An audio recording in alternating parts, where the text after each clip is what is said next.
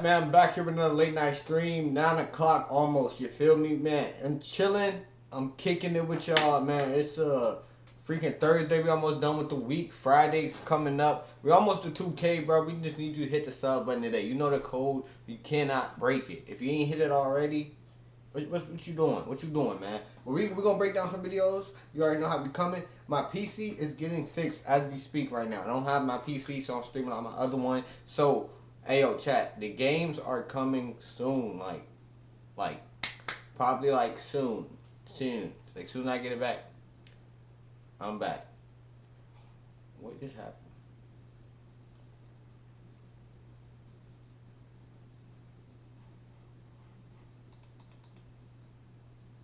No, I was like, what? But yeah. Listen to the jump. I don't know why it just went black for a second.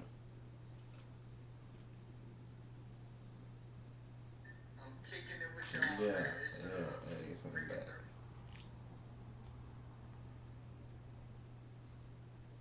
Yo, what up, my boy?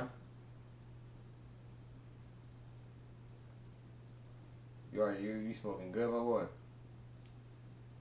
I feel that shit. Hold on, we gonna get into some crazy shit tonight, bro. I ain't gonna lie. Hey, I got my PC getting fixed, so hey, I'm finna be on GTA soon. GTA RP coming soon, chat. Y'all gotta tap in when I'm on GTA RP. We gonna be selling all that shit. You feel me? You ain't gotta get RP. Bro, I need to take a picture of the jump so I can remember the YouTube, bro. Cause I remember you sent it to me. Really roll up in for that shit. Let me watch that shit. To Discord.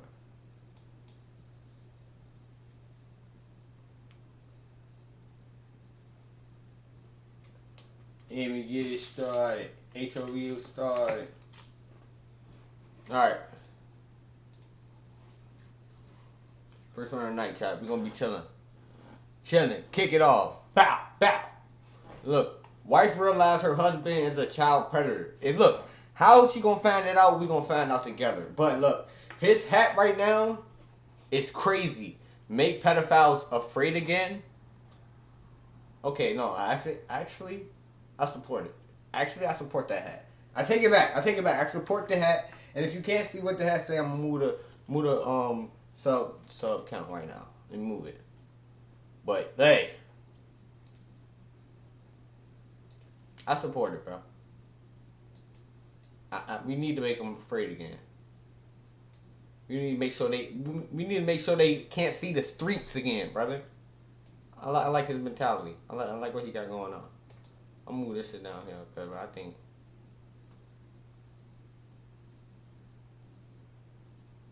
Oh yeah, facts, bro. Facts. And you got your sight up. Oh, hell yeah. You know I'm gonna lock the rock that shit, one boy. Alright. Wife realized her husband's a child predator. We're finna get right into it. Hey, look, if he's a predator, expose him. We sound like whack. We are exposers. Come on. Don't be a...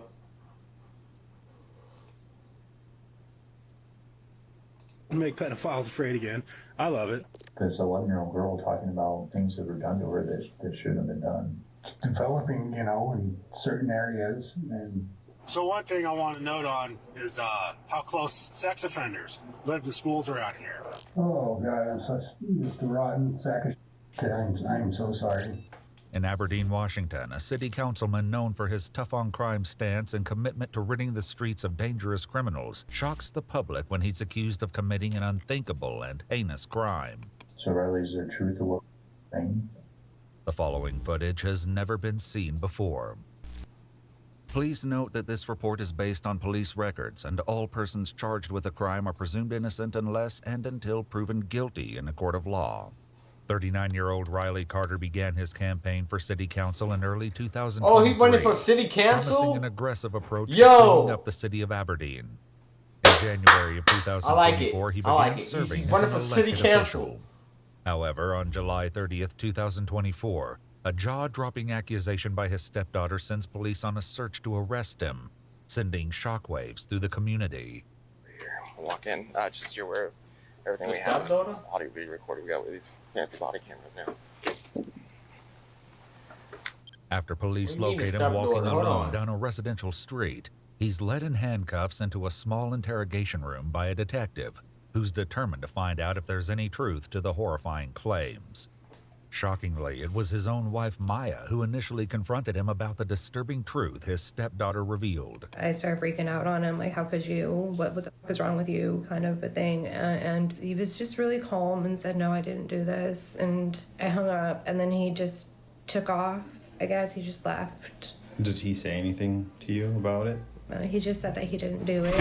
He swears up and down he didn't do it. Due to his status as a city councilman, the Aberdeen Police Department requested the investigation to be handled by the Grays Harbor Sheriff's Office. Hold on. So he was a city council? So he got the job. And then the wife started doing her research and found out that the stepdaughter is... Oh my gosh. Is what though? Is what? We don't even know yet. In an effort to avoid a conflict of interest. After reading his Miranda rights, the interrogation begins, but Riley has yet to realize the source of the allegations. Riley explains he had a typical morning, but everything changed when Maya arrived home. And then I heard the front door open and shut. And so I come out and I have this, she got by the hand, and then she's walking out the door, and I asked, well, what's going on? When Maya left with no response, he called her cell phone for an explanation. She accused him of committing an unthinkable act and hung up the phone. However, as Maya explains, their conversation continued over Facebook Messenger.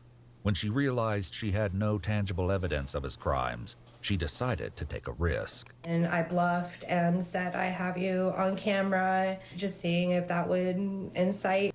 Oh damn, she said she caught you, found a video clip of you. Oh dang. Anything out of him, and he just stopped responding to me at that point.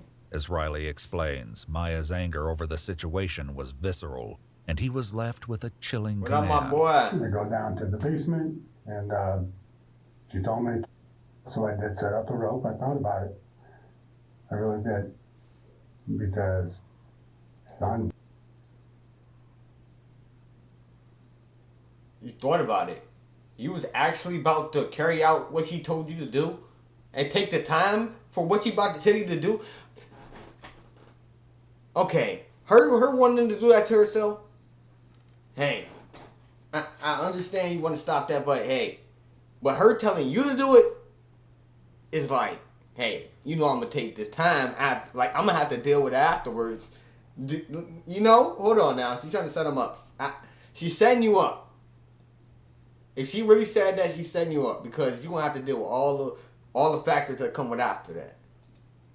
I'm done, man. 20 years. I'm done. I am just done. I'm maxed out. I am maxed out. Yeah, you about to get the max sentence. Everything that we've gone through in life. Everything. And now this?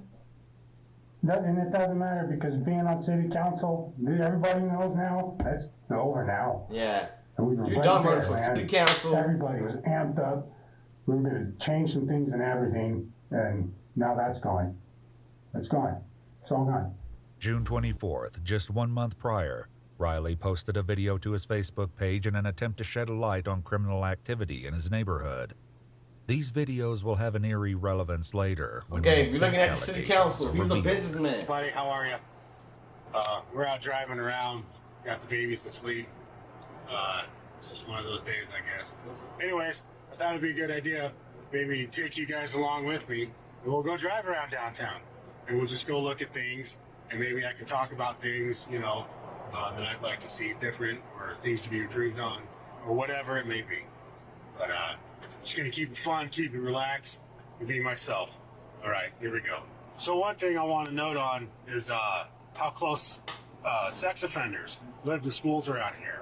How close they are to bus stops, how easy it is for them to just have instant access to anyone. Wait. When did he record this?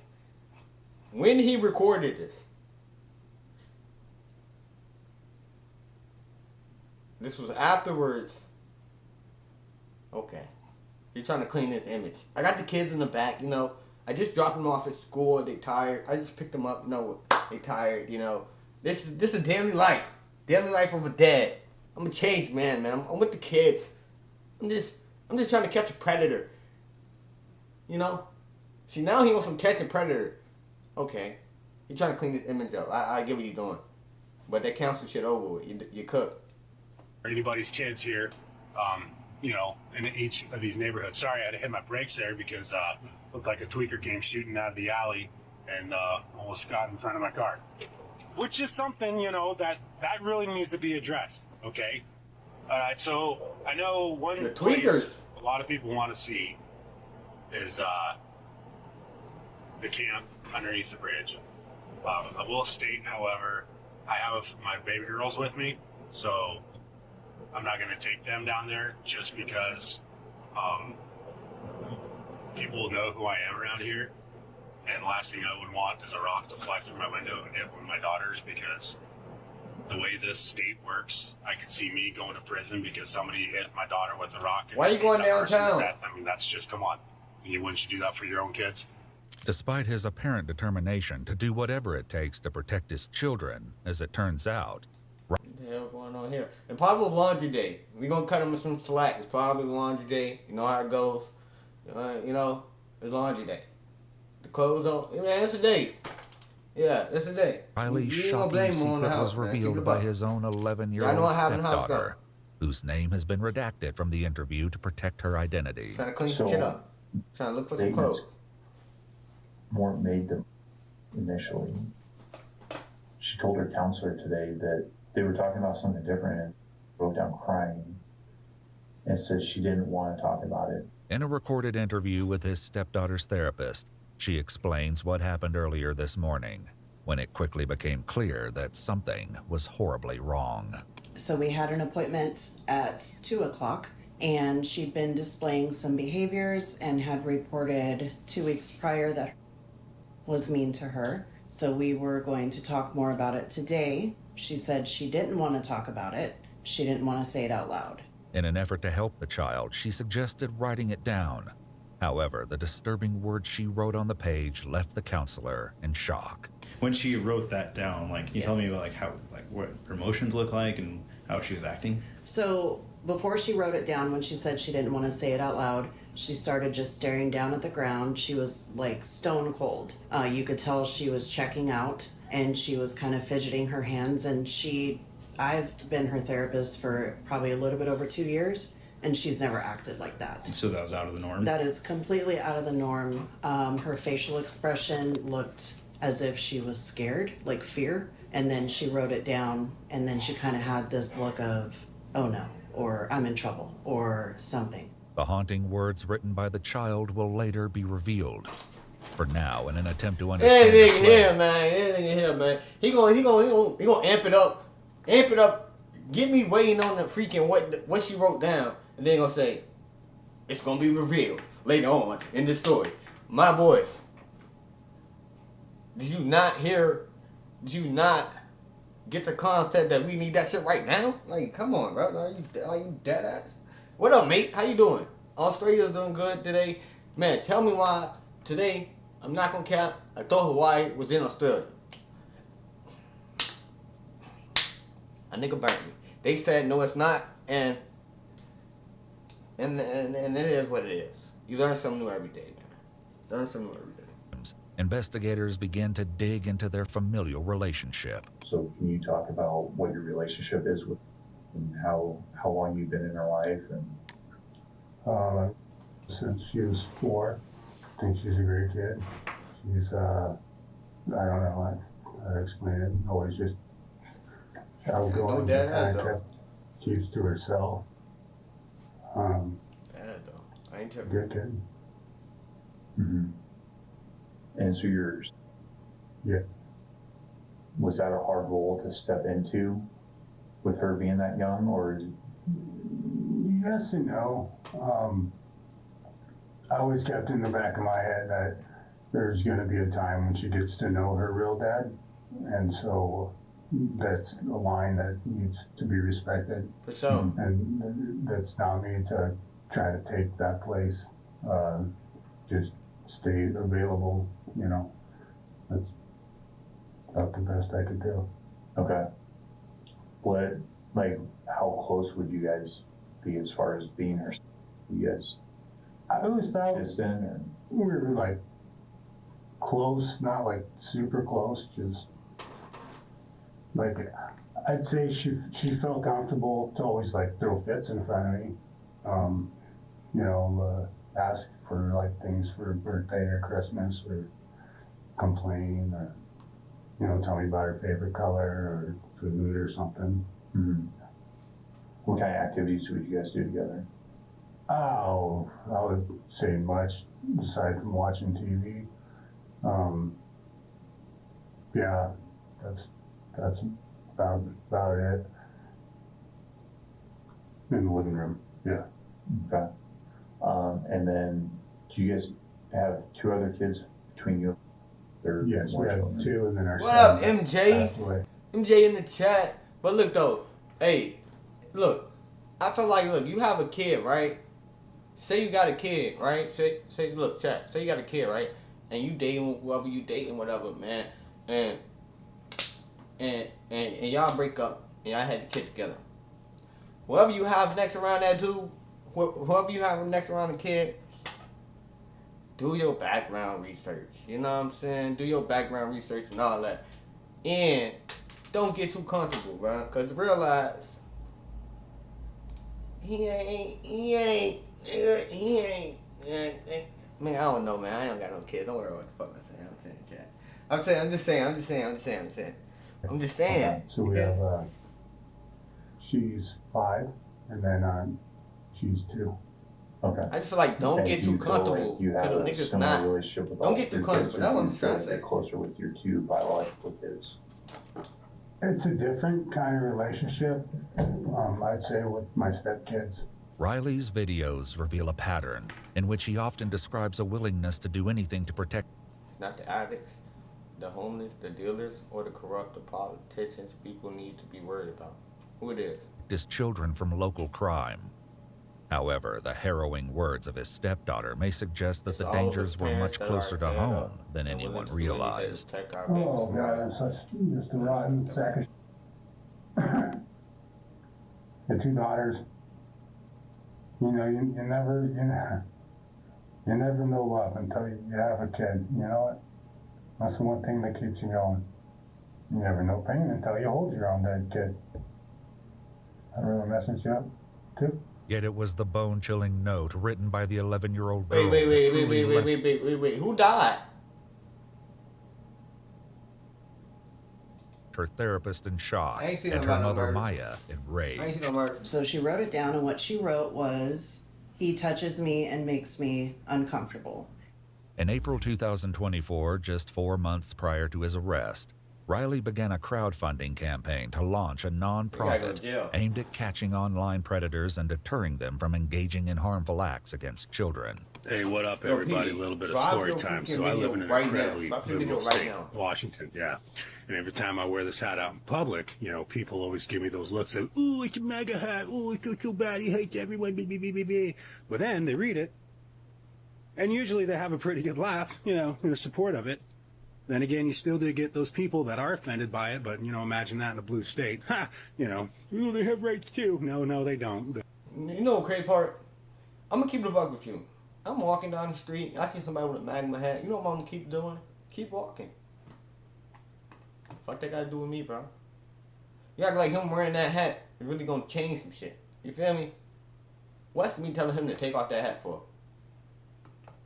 Yeah, I'm telling him to take off that hat because of what? What? The That ain't gonna hurt victim nobody, does, bro. but they shouldn't have any. So, pretty cool hat and make pedophiles afraid again. I love it. So yeah, people always mistake it for a MAGA hat, and it's just great. His videos seem to express that he would go to any lengths to ensure their safety, becoming a vocal advocate for devoted fathers. Hey, what's up, everybody?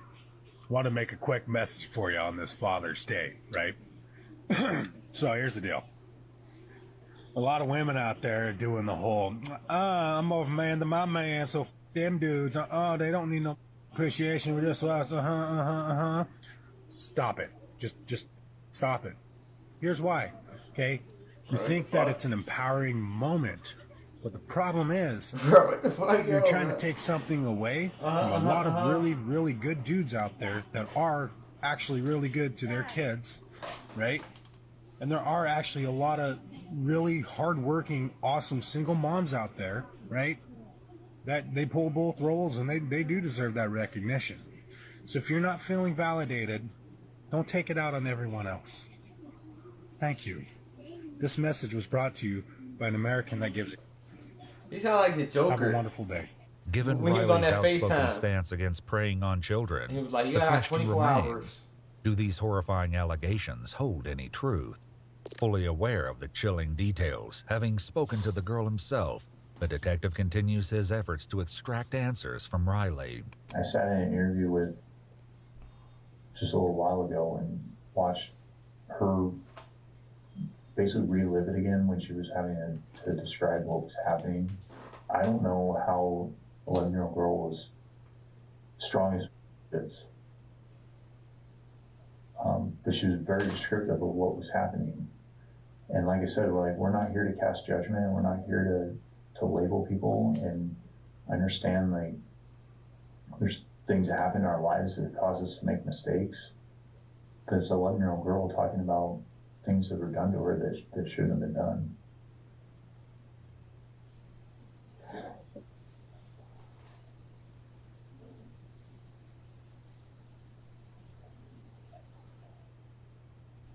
She was talking about being told to keep it a secret and not tell anybody. And she was talking today about how she couldn't keep it inside no more and she had to tell somebody. So Riley, is there truth? The fact that he ain't saying nothing is like, really, really, hey, yo, you's a buster. You good. 4K. Many of Riley's videos even expose the potential dangers lurking on their residential street, captured on their home surveillance system. However, it's a different set of security cameras that may hold the key to unearthing the truth of the unsettling allegations against Riley. Riley, can you tell me more about the cameras? Okay. I was trying to understand what the camera situation was. I kept hearing about cameras. So what are they for? I'm in every room, like the kids' rooms. And then she's got them throughout the house, and we put them on the outside of the house for security reasons.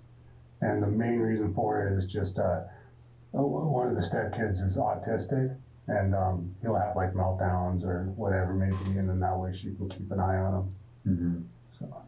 And when they're in the house, like, are they inside the bedrooms or like in the hallways, or how are they set up in there? So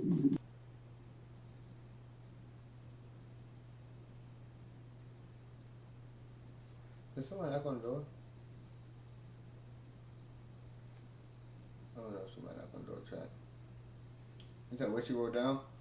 Hey, yo, she wrote down that he touched her. Yeah, that's exactly what he wrote down. That's exactly what she wrote down. 100% what she wrote down. in each kid's room, they have a camera like inside the room.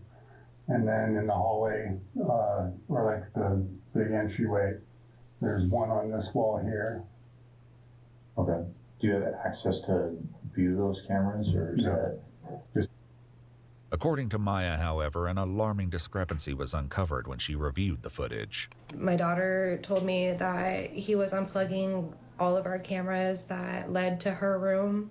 I went and I checked the cameras on my phone. In the time frames that she told me he's been unplugging the cameras, there are no footage. And I've noticed that they've been unplugged or whatever. I thought it was her. The plug to that camera is at the very top, of, like almost touching the ceiling. What the fuck? Anyway, if you really keep it a buck, everybody keep it a buck. Why is there a camera in the daughter's room though? Why does she want to change in her room? Camera right there. This is not no fucking deli. Why is it a camera in the daughter's room? But at the same time, it's bad that it is a camera in there because it definitely would have caught something. But damn, in that room. So it's not something that she can reach unless she pushes her chair up there, which would be caught on camera if she did that. It looked like this is 7:30 is when the earliest recording is this morning. That's unusual. And then I went back and checked all the cameras that are upstairs that face her door, and every single one of them, it is most days it's after 7:30 a.m. is when they all start recording. Then every other camera's on around the house? Yes. They're not off? Only the ones leading to her room and in her room were off? Correct. With only the child's claims, the detectives must work to get a confession from Riley himself.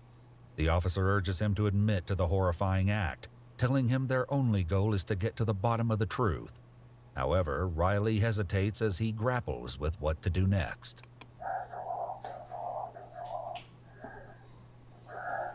Yes. Yes, be a goddamn man, Riley. Be a man for once in your miserable existence. No turning back. They don't have no evidence on this man right now. They have some evidence, but not enough evidence to take him to jail. This right now is all we need. Clutch like hope. We're already at this point. We are here. I don't want to say it like that. There are things that I did do. As the interrogation continues, the investigator urges Riley to confess. However, getting a straight answer from him will be no easy task. When you woke up today, this was the last place you would expect to be. But it's what we do moving forward from here is what's going to affect a lot of lives. And there, like I said, there's ways to get through this. There's programs that can be offered through the court. There's things that can be offered that help you deal with the demons and all the things that you've been dealing with, the stress. There's ways to get through what happened and to help everybody move on from it. But it starts right here by being truthful, and it starts right now. It's saying that you f***ed up. Because I believe what that.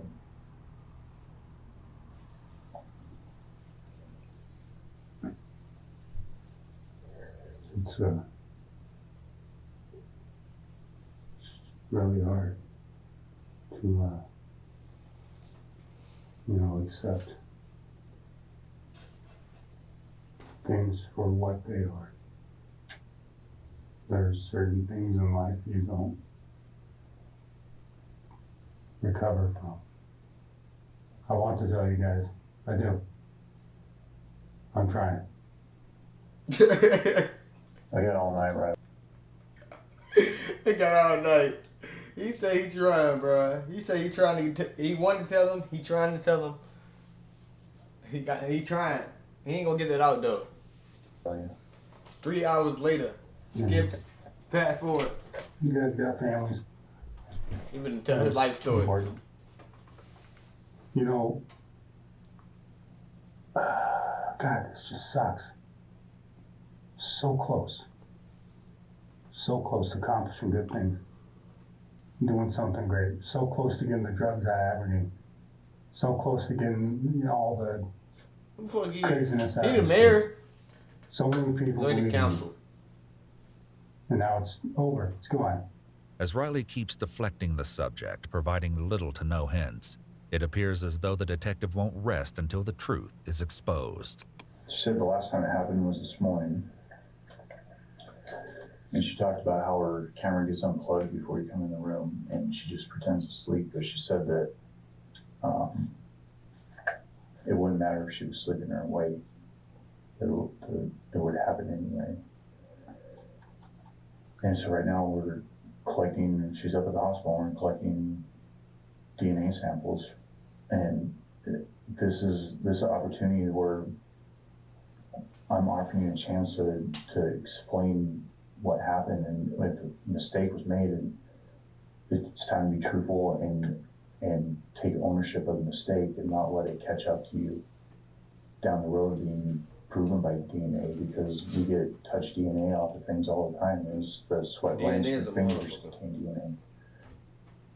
I did go out to her room this morning. I didn't touch her. I did not touch her. I went up there.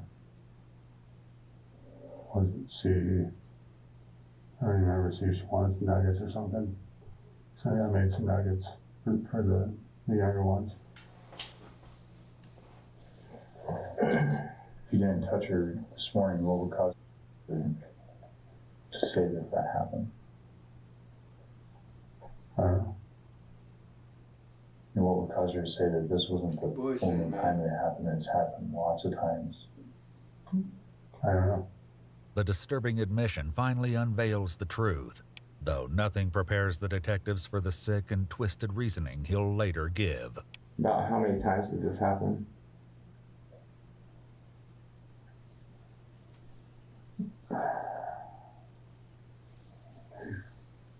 Five times maybe.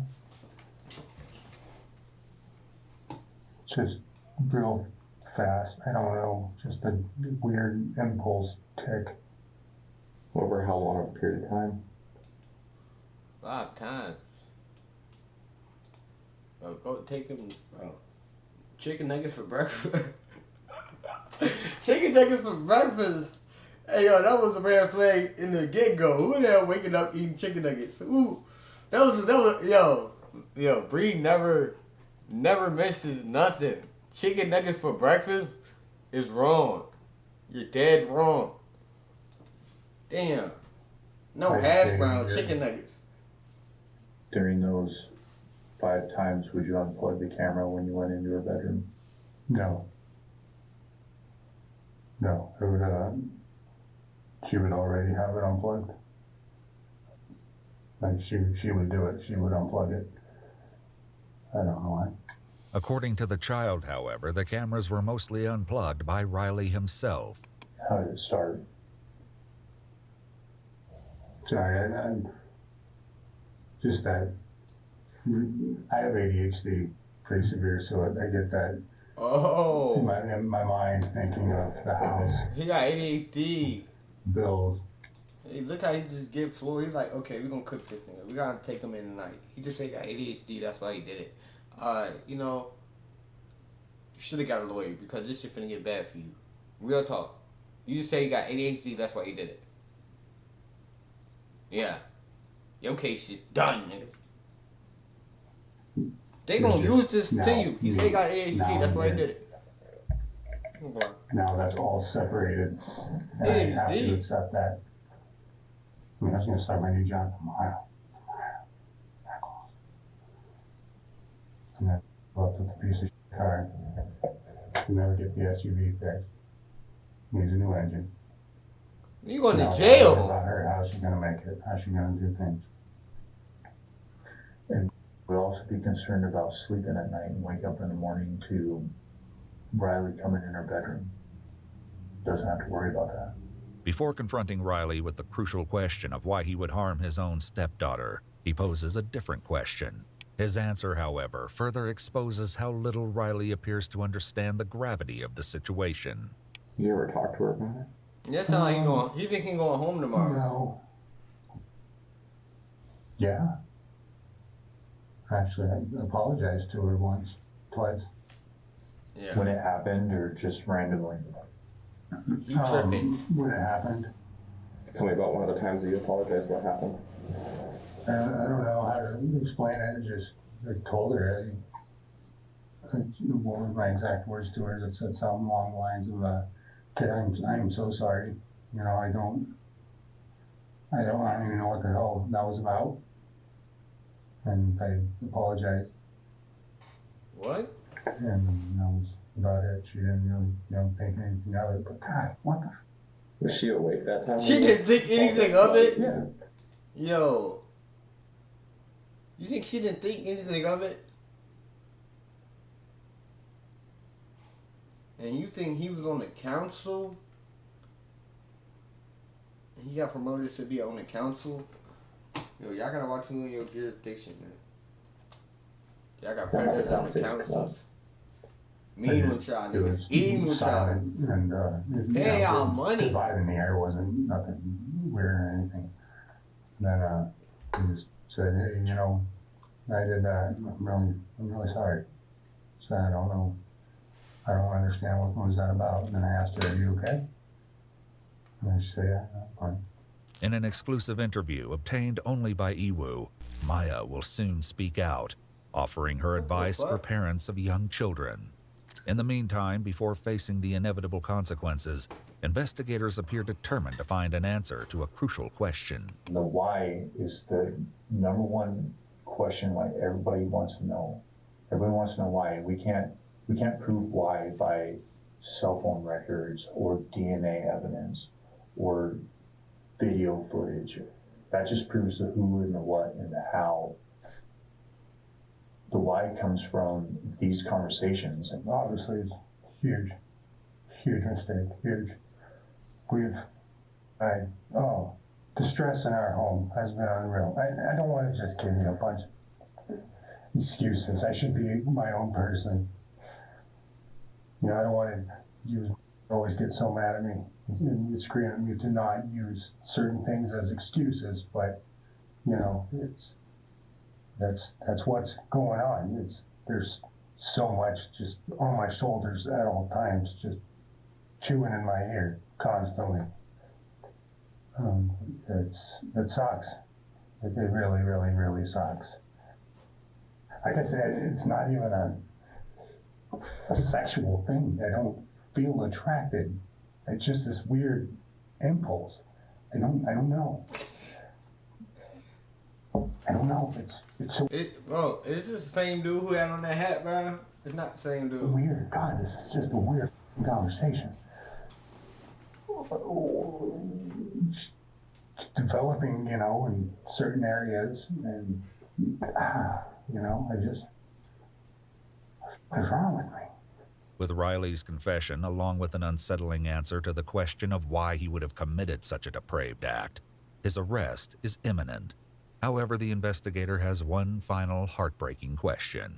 If in here, would you have anything to tell her? I'm sorry. I'm sorry of Only thing he gonna all say. the damage this has caused her mom, her sisters, her brothers, the community, literally everything and everyone that is let down by this. Sorry to recover The it. community don't I care about deserve you, bro. whatever's coming my direction. I deserve it. And I hope that she can heal and they all find what it is that they need in their life to live the absolute best life that they can. An apology, however, will do little to prevent the consequences that await him, as Nice he's led speech, away in bro. handcuffs and taken to Grays Harbor County Jail. In the meantime, Riley's wife Maya shares red flags she noticed after his arrest and offers advice for parents, hoping to prevent the same terrifying fate from happening to others. He did not get along with my boys because my boys are on the spectrum and they clashed a lot. They're teenage boys. And so I didn't think anything of that until everything came out. It wasn't a red flag in the moment as it was happening.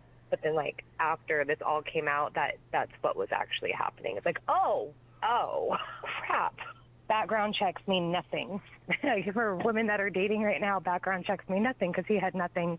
He was squeaky clean, and I had 4 children when I first met him. I didn't really see any red flags at first. Nothing really happened to a severity that I should have been paying attention to it until we bought our house together, and then I was 100% reliant on him. I had quit my job. I helped him get sober so that he can go back and get to work and everything. And no woman should ever put herself out for a man. Just even though you think you love him and you think it won't be him, it probably will be.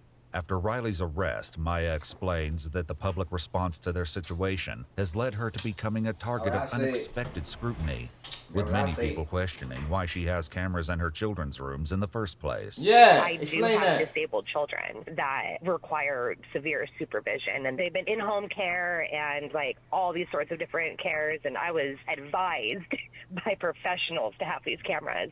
39-year-old Riley Tyrell Carter was officially charged with multiple counts of first-degree rape of a child and first-degree child molestation. While in jail, Riley is swabbed for DNA, which will later be compared to the assault kit performed on the 11-year-old girl. His bail was set at $150,000. On August 2, 2024, a press release from the city of Aberdeen announced his resignation from his city council position. Though the case is still ongoing, Maya was able to inform Iwu that a trial is currently set to begin on March 11, 2025. How the hell he not in jail? How the hell he not in jail? He's supposed to be in jail.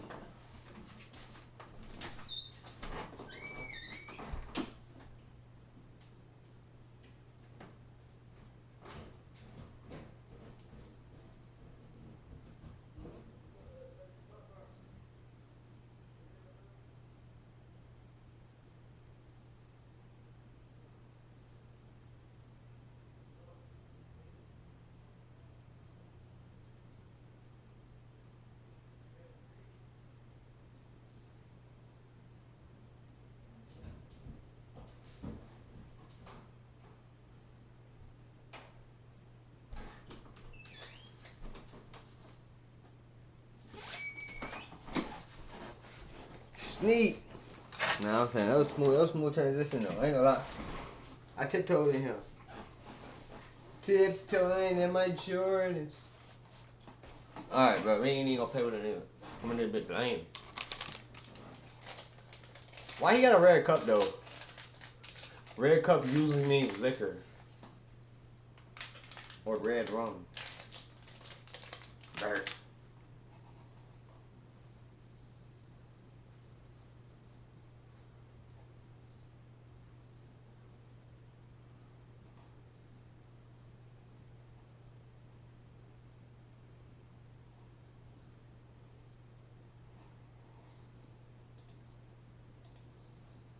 You said she developing in certain areas straight to jail? Yes.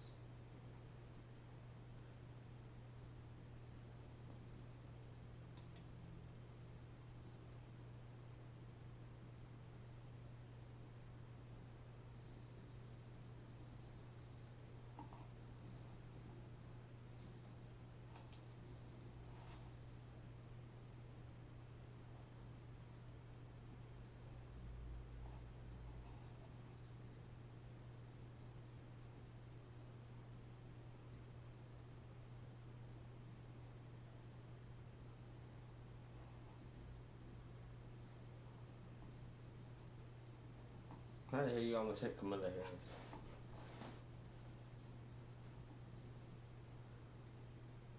What her name is? I said Camilla Harris. Camilla Harris? Camilla. Camilla. Camilla.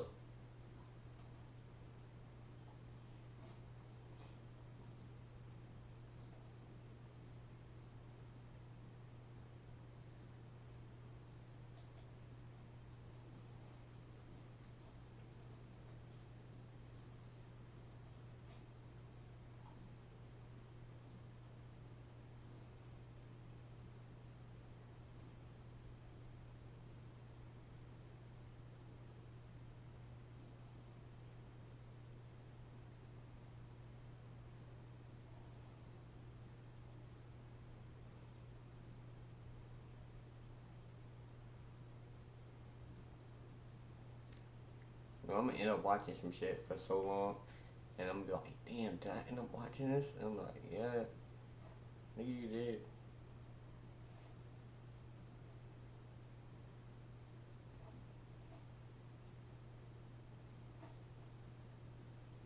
Yeah.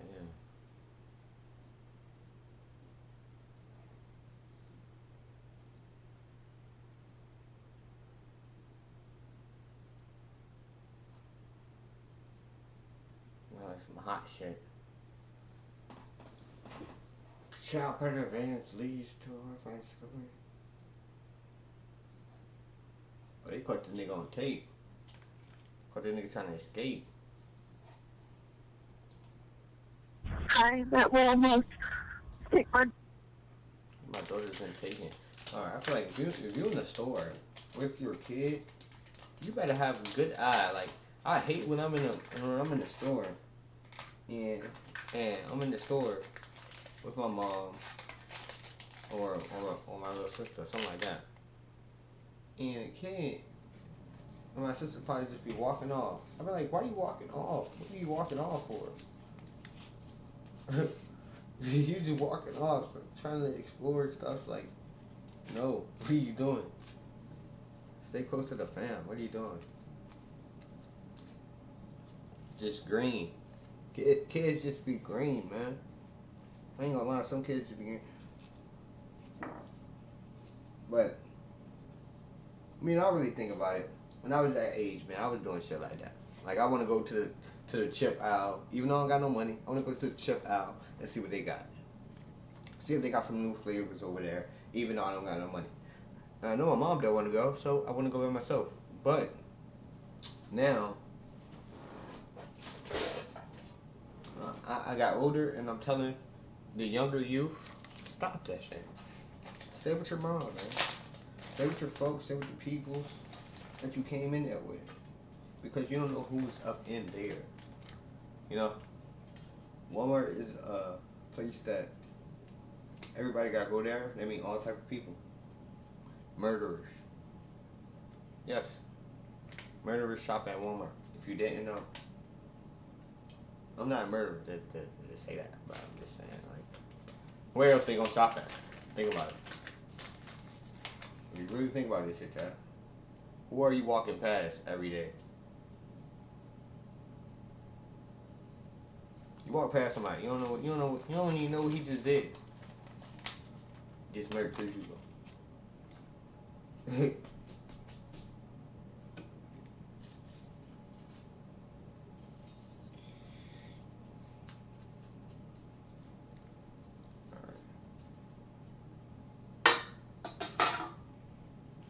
I think that motherfucking Red Bull got my heart going. I ain't gonna lie.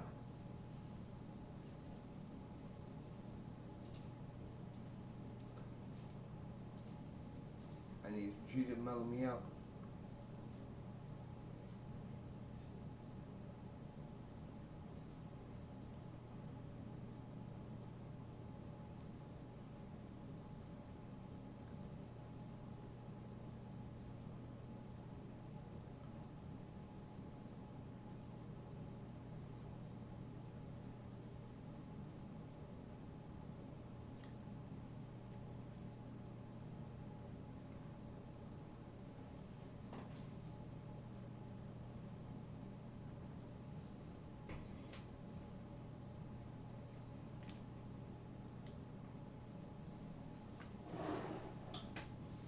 God damn, I can't win for losing. I cannot win for losing.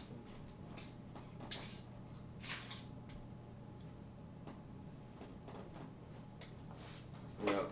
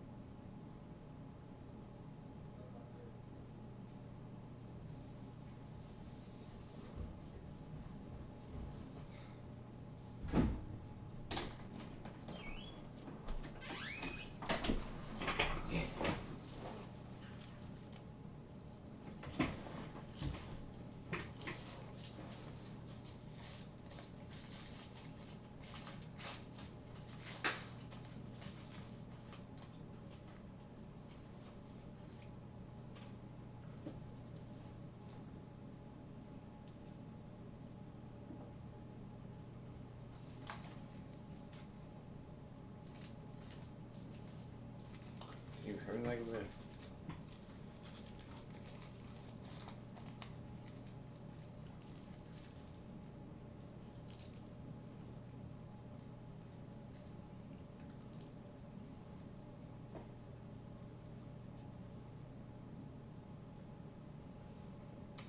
Here's cutting.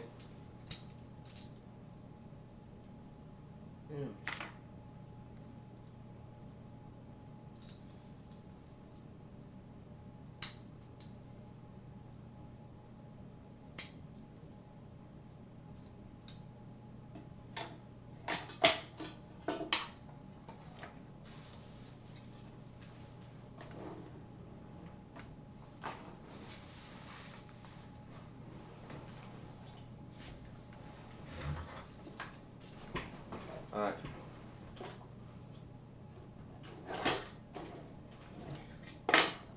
Where am I?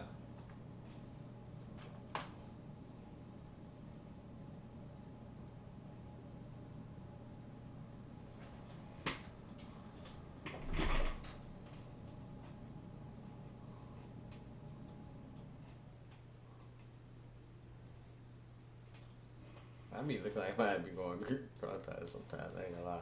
Alright. Child predator vans leads to a horrifying discovery. We hope a horrifying discovery is like a good discovery of we finding some children that need help. You feel me? Other than that, we hope we don't find. You know what I'm saying? But we're gonna see what's going on. We're gonna find this video. We're gonna break it down piece by piece. Daughter's been taken. What do you mean? Taken by a stranger. I don't want him to kill her. I want him to kill her. I want to be one of those parents that are going through this.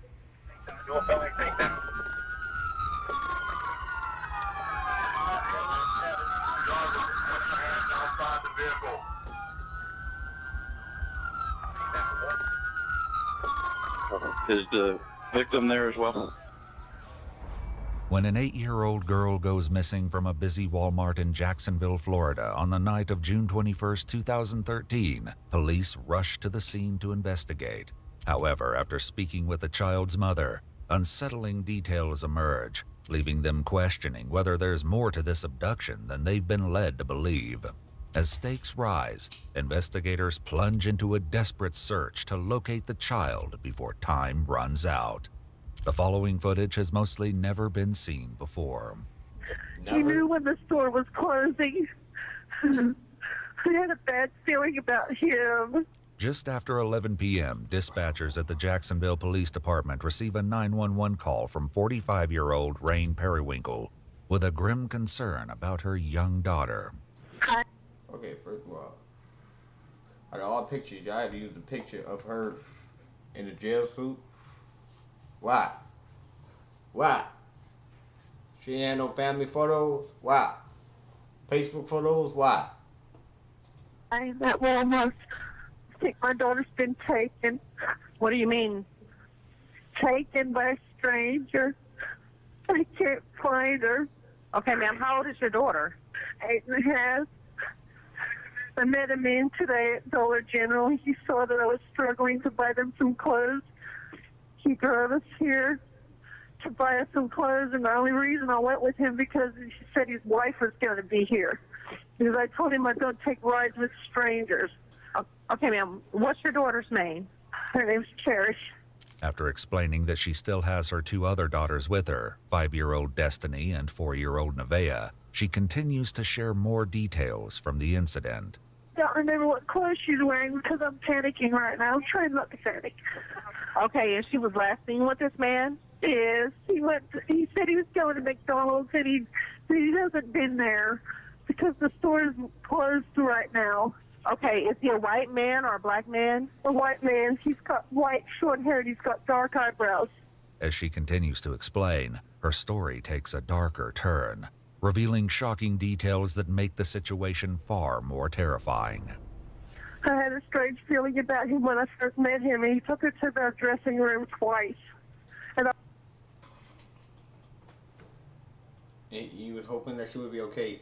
Hold on a minute. Wait a minute. He took her to the dressing room twice. Why did he take her to the dressing room the first time?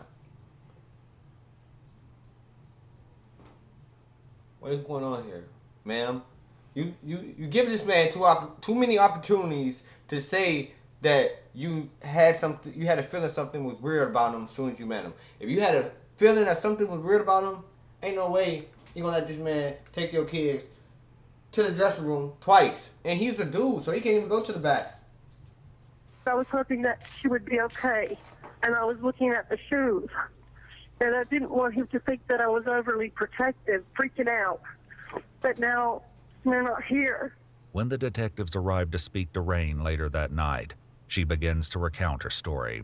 However, her behavior during this interview, which one detective describes as unusual for the circumstances and a cause for concern, leaves them shrouded in uncertainty.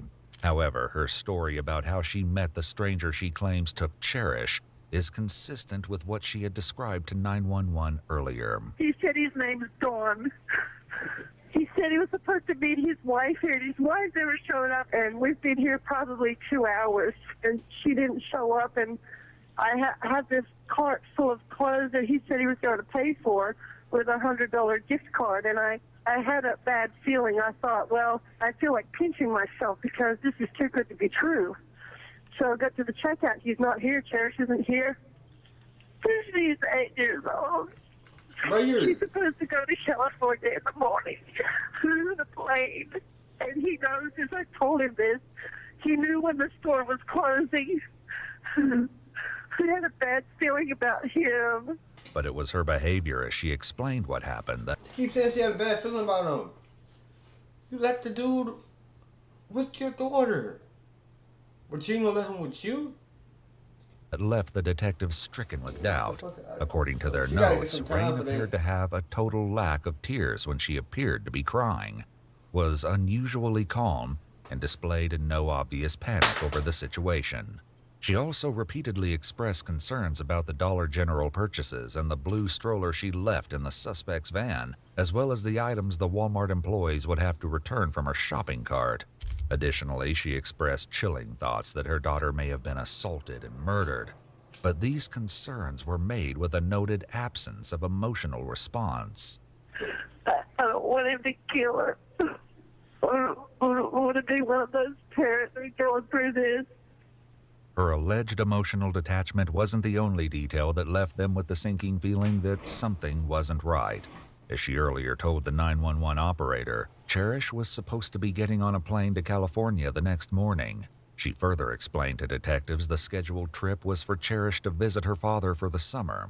According to their notes, Rain expressed anger over the situation, prompting one detective to ask her if this entire situation was an attempt to prevent Cherish from leaving. Though she insisted it wasn't, the detectives' concerns were enough to leave them questioning. Is there more to this abduction than Rain is leading them to believe? Okay. These concerns are further compounded when Rain's boyfriend, Aaron, arrives at the Walmart, and the two begin arguing over the money she spent at the Dollar General. Officers are forced to separate the two, urging them to stay focused on locating and returning Cherish to safety. It's now 1:10 a.m., and Cherish has been missing for over 2 hours. Up against the clock, detectives turn to surveillance footage from inside the store, in the hopes it will reveal whether Rain is telling the truth and give them any clues as to where Cherish had gone. What they'll witness as they play back the tapes will leave them stunned, turning the entire investigation on its head.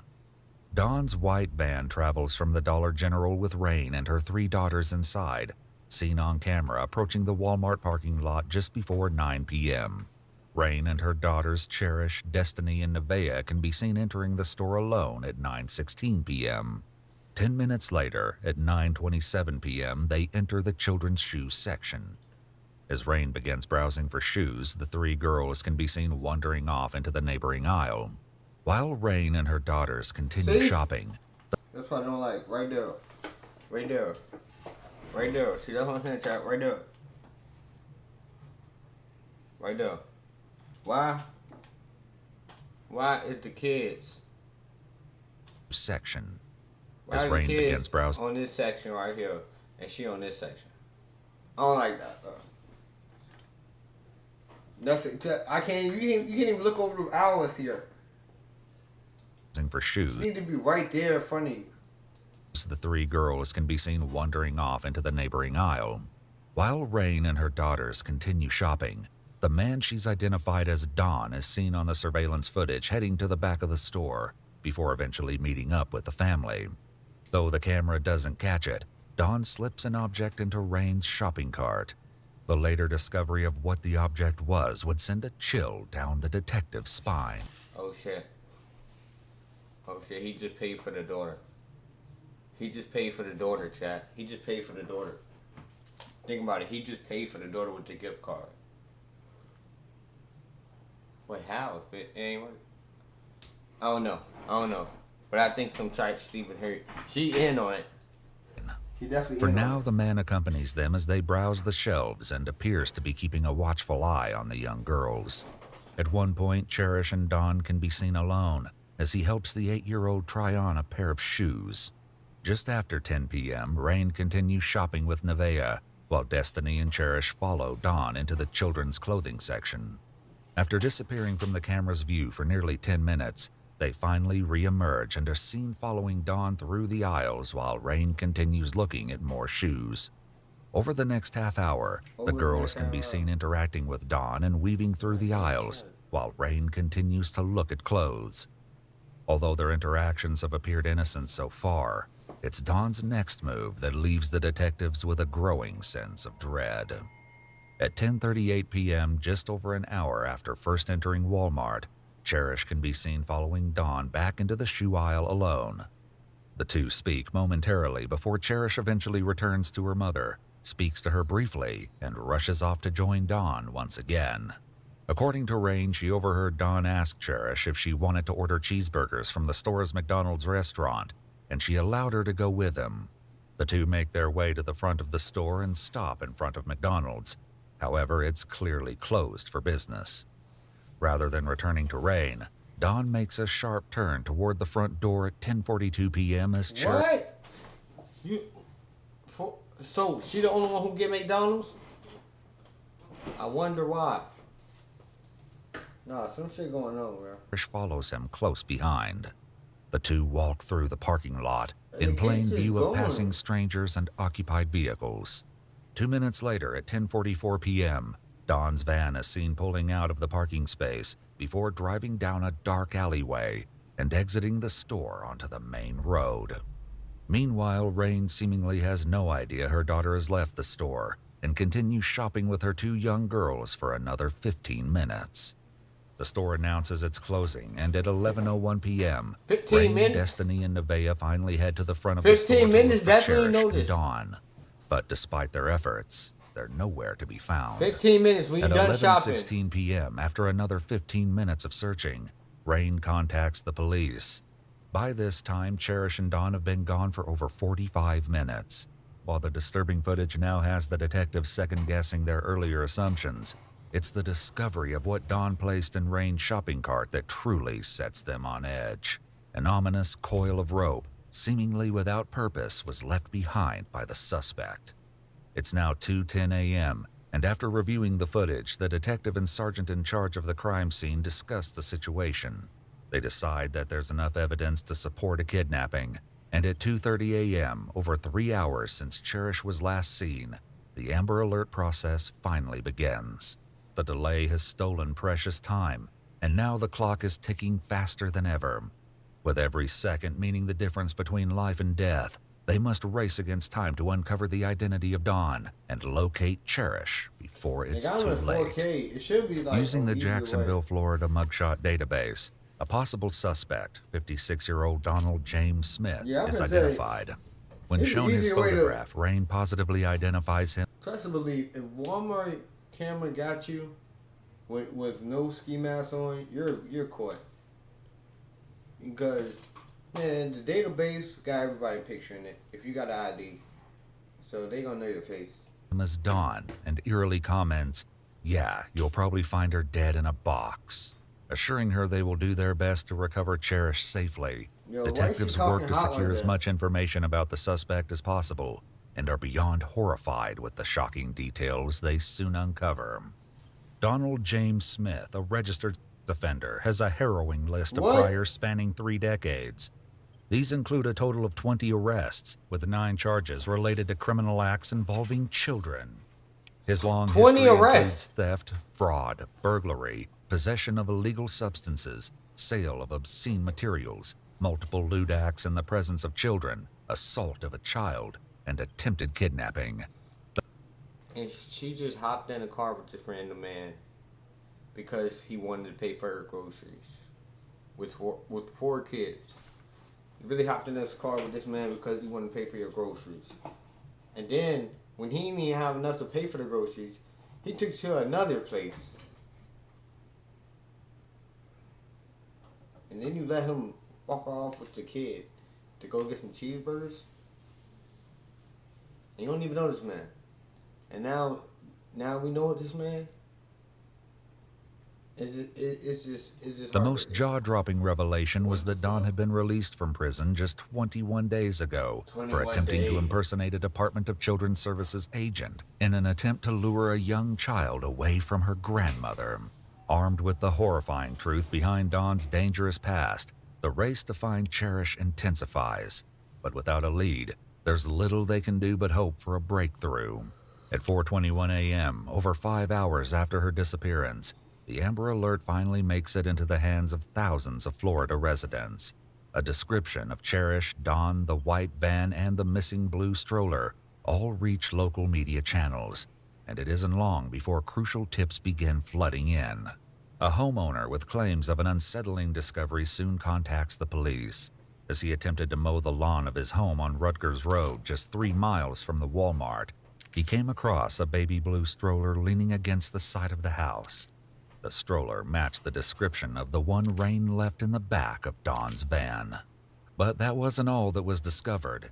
In 2 large trash bins, the dollar store purchases, along with items belonging to Cherish, such as her pink headband and purple flip-flops, were found.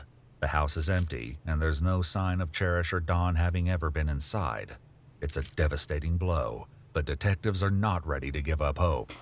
And yet, they have no idea how disturbingly close to the truth they really are. Finally, at 8:55 a.m., 10 hours after Cherish's disappearance, a 911 call delivers the break they've been desperately waiting for. Jackson 191 Smythe. Hi, we're calling about a suspicious van over here on Rutgers Road, a white van. It was parked behind some bushes, really deep, and then we heard that it was a 8-year-old girl. Rutgers and where? Rutgers and behind Highlands Church. Behind Highlands Church. Can you give me the nearest cross street with Rutgers? Broward.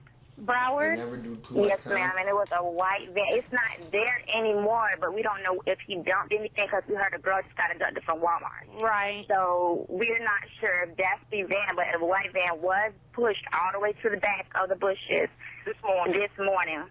The caller's tip ignites a surge of hope, as Highlands Church is just 1 block away from where the stroller was recovered. While en route to the location, officers are hit with a stunning stroke of luck when the suspect's white van is seen driving southbound on the highway. They quickly begin to coordinate a high-stakes takedown, fueled by the knowledge that Cherish may still be alive inside and just within their grasp. 33 is second. That van just passed me at 95 heading south at Sun Avenue. I'm right behind you, Gene, Papa 110. 112 to that unit. Do not stop the van until we get resources to you. If you can, stay back from it. Keep them from seeing you. HQ, what's the status on the air unit and other zones? I want everybody available heading towards the interstate. We're now passing Edgewood, still heading south. Emergency equipment engaged. Speeds are 58 miles an hour. 791, y'all do it on this bridge right here. That way you can't run on foot. 170 to K9, we got that entrance ramp closed off. Let's go ahead and blue light them as soon as we get past this entrance ramp. Now in position, with exits blocked and nowhere for the suspect to escape, officers blare their lights and sirens. Tensions run high as they brace themselves for the uncertainty of what comes next. 170 vehicle pulling over at 95 southbound at 4th Street, exit. 170, I want a felony takedown. Do a felony takedown. Driver, step out of the vehicle. Face away from us. Keep your hands in the air. Stop. Take 2 steps to the left. Face away from us. Take 2 steps to the left. Put your hands in the air. Walk backwards to the sound of my voice slowly. Keep walking. Keep walking. Keep walking. Keep walking. Where are you gonna find Keep me? walking. Stop. Take 2 more steps to the left. 170, 10-9. Begin to walk backwards again. Stop. Go down to your right knee. Go down to your left knee. Put your hands on top of your head. Remain still. Now lick the floor. I'll call it. Any other occupants in the vehicle? Next occupant of the vehicle, take your hands and stick them outside the vehicle window and or door. You gotta be Officers wait with bated breath. hoping to see Cherish emerge. See, I'm saying you got good, Any you other got good head on occupants your of the shoulder. vehicle, Man. identify yourself now. The K9 unit will be approaching. Back up, man. Back up, Any other occupants of the vehicle, this is your last opportunity to stick your hands out and identify yourself. The K9 unit is approaching. The K9 unit and officers approach on high alert with no idea what could await them inside.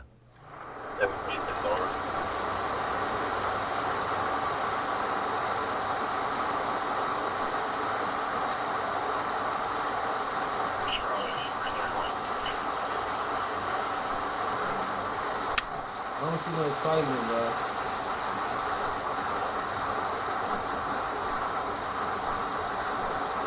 I'm gonna kill him now.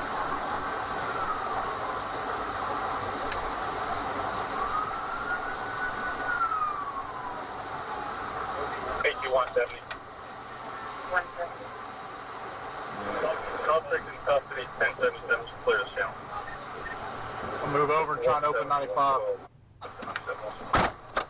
There's no sign of Cherish inside. Yo. Despite the tragic setback, officers relentlessly question Don for answers, who claims Cherish jumped out of his van at a stoplight and ran away. Though hopeful this could mean Cherish is still alive, detectives are immediately suspicious, as Don's pants are soaking wet. He insists he's only sweating as a result of recent substance use, but officers aren't buying it. With the knowledge that Highlands Church, where his van was earlier spotted, sits just beside a creek, only a block away from where the stroller was recovered, they quickly send the K9 unit out to investigate. For now, refusing to answer further questions, Don falls silent. Their only hope is to take him in for questioning and break through his lies before it's too late. Little do they know he'll soon make a horrifying admission, just when he thinks no one is listening. No, not on tapes. Ain't no way he did this on tapes.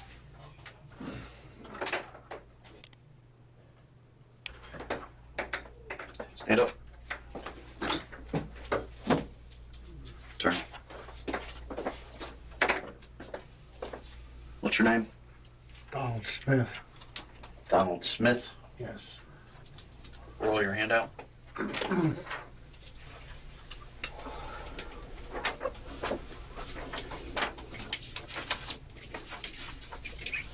Roll your hand out. Mr. Smith, sit. After reading him his rights, they're hopeful he'll be able to give them any information as to Cherish's current whereabouts. We'd like to ask you questions about it. You want to talk to us? No. Okay. All right, stand up. How old do you think I was?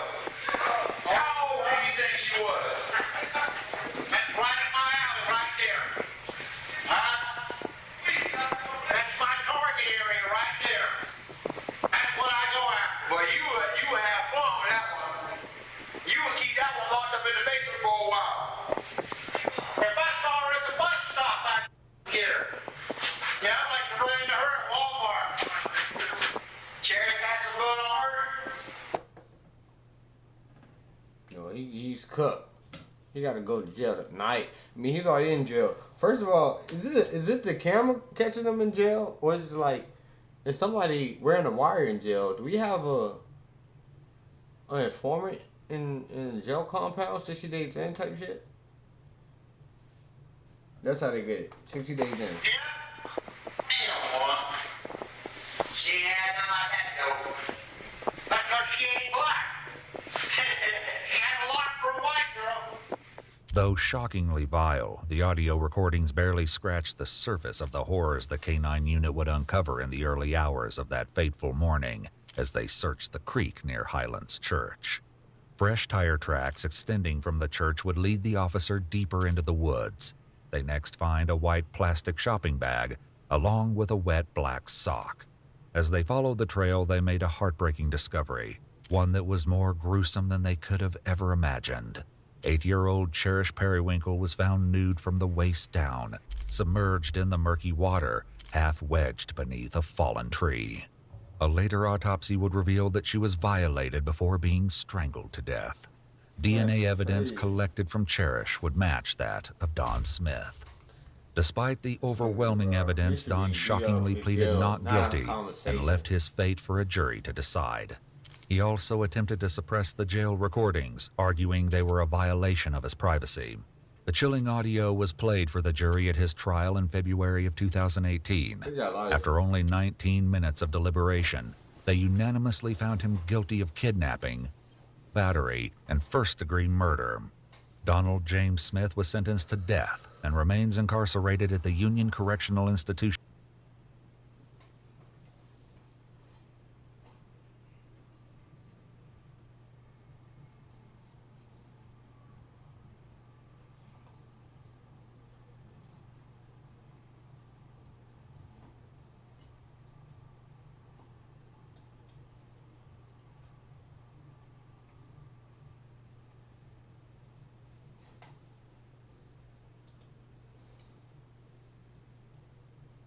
On the dead.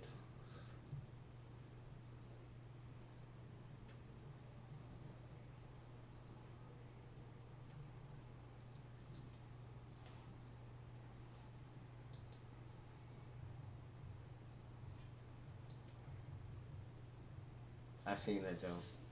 That nigga jumped out the jump, bust out the jump. Hello everyone. What up, Tina? How you doing? Glad you here. Glad you here for the new year. What's that?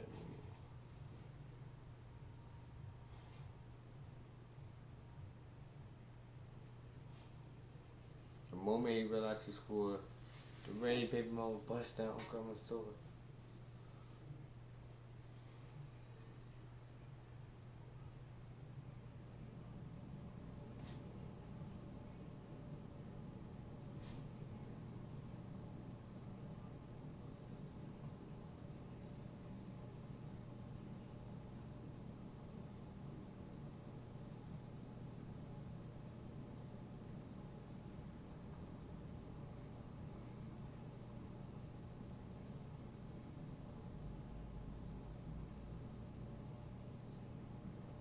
He had to cock it back though like that.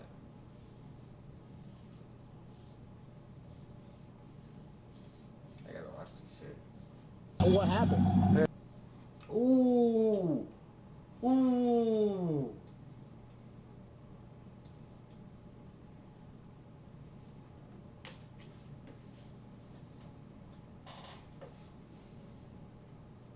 Oh my gosh. Oh my gosh, I gotta get ready for this shit. Hold on. Damn. Damn. If you really think about it, bro was really naked. And then the shit. Nah, that's crazy. That's crazy. That's crazy. Let's get into it though. Let me do this stuff. So.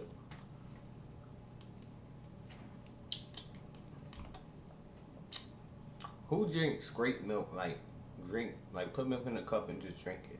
I feel like that's crazy work. What? Hey, I ain't judging, man. But evil woman orders pit bull to attack ex-boyfriend during sex. We're gonna see what's going on. First of all, it's your ex-boyfriend. And why did you get a pit bull to... Man, we gonna pray for this brother, you know what I'm saying? But I'm gonna let y'all dog owners know that these dogs are tired of seeing that shit, dog. They're getting tired of seeing it. Have some respect. Put them in the cage. They're getting tired of seeing it. What happened? Y'all know what I'm talking about. My dog. Girlfriend's dog. Oh my gosh. What happened? They attacked my dog. Yo! Girlfriend's dog. Domestic violence is when you hit a person. You're being arrested for domestic violence, okay? Wait, she Monday, ordered January the dog. the 15th, 2024, Bunnell, Florida. After a domestic disturbance call early that morning, cops rushed to the scene. They had no idea what they were walking into. I'm Tyler, and this is your daily dose of crime. What happened? I need help, man. What happened? They attacked my dog. You got attacked by a dog? Okay, just sit Fuck there. them up. Just sit there right here, okay? What happened? Dude, we got into an argument. Okay. Well, I went over there, tried to just talk about it, and she just freaked out. What kind of dog is it? A pit bull. Pit bull? Okay. Ooh.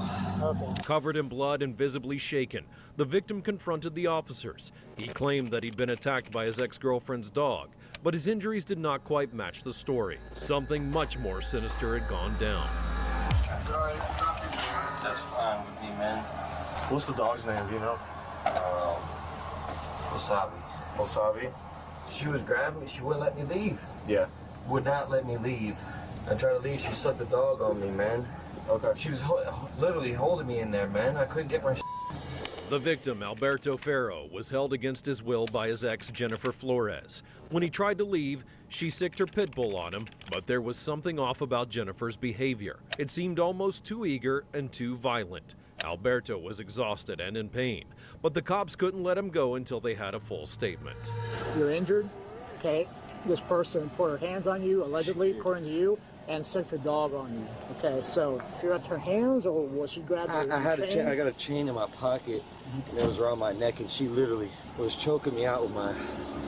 Is it like one of those wallet chains? It's a gold chain. It's a solid gold chain. So like a necklace. And she had both her hands on it, dude. It's in my pocket. Okay. She tried to steal it. She's like, ah. You got a red mark on your neck. That's why I'm asking. You guys known each other for 8 years? About 8 years. Okay, you guys lived together at some point. We went through a domestic thing, I want to say about 2 years ago. Well, he about to faint. Okay, what happened there? Someone get arrested or no? She came by, slashed my tires, put her hands on me again, and that was about, maybe like 3 years ago.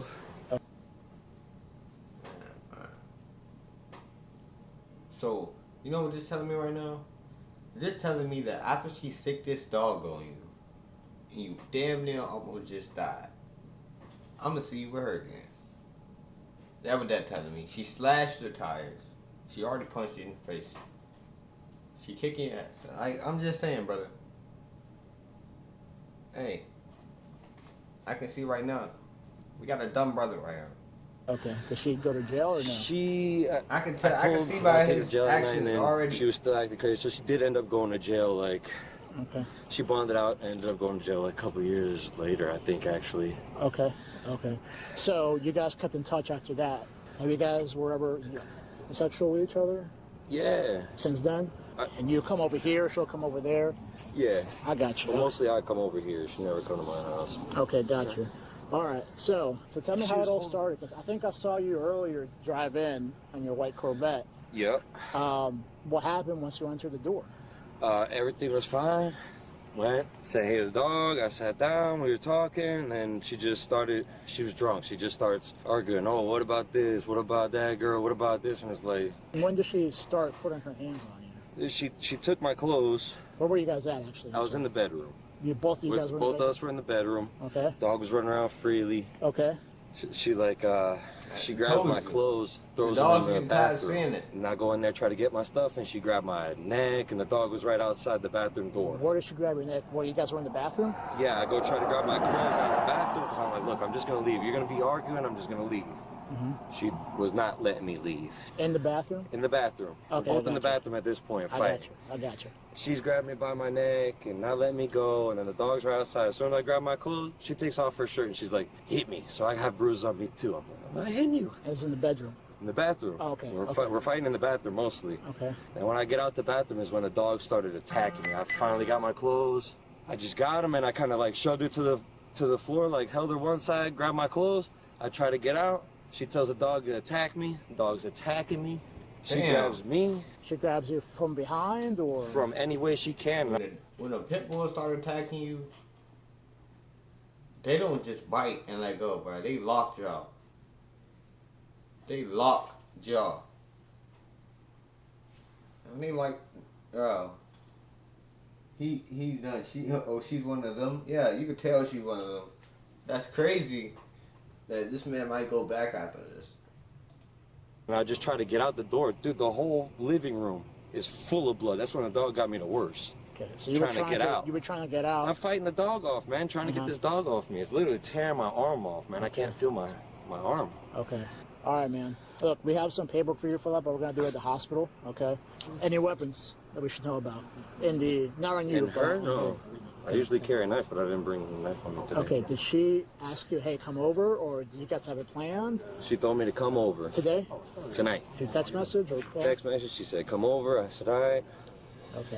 Finally, Alberto recounted the horrifying ordeal. Jennifer had locked him in the bathroom and even tried to strangle him with his own necklace. She'd goaded him to hit her behavior growing more erratic by the minute.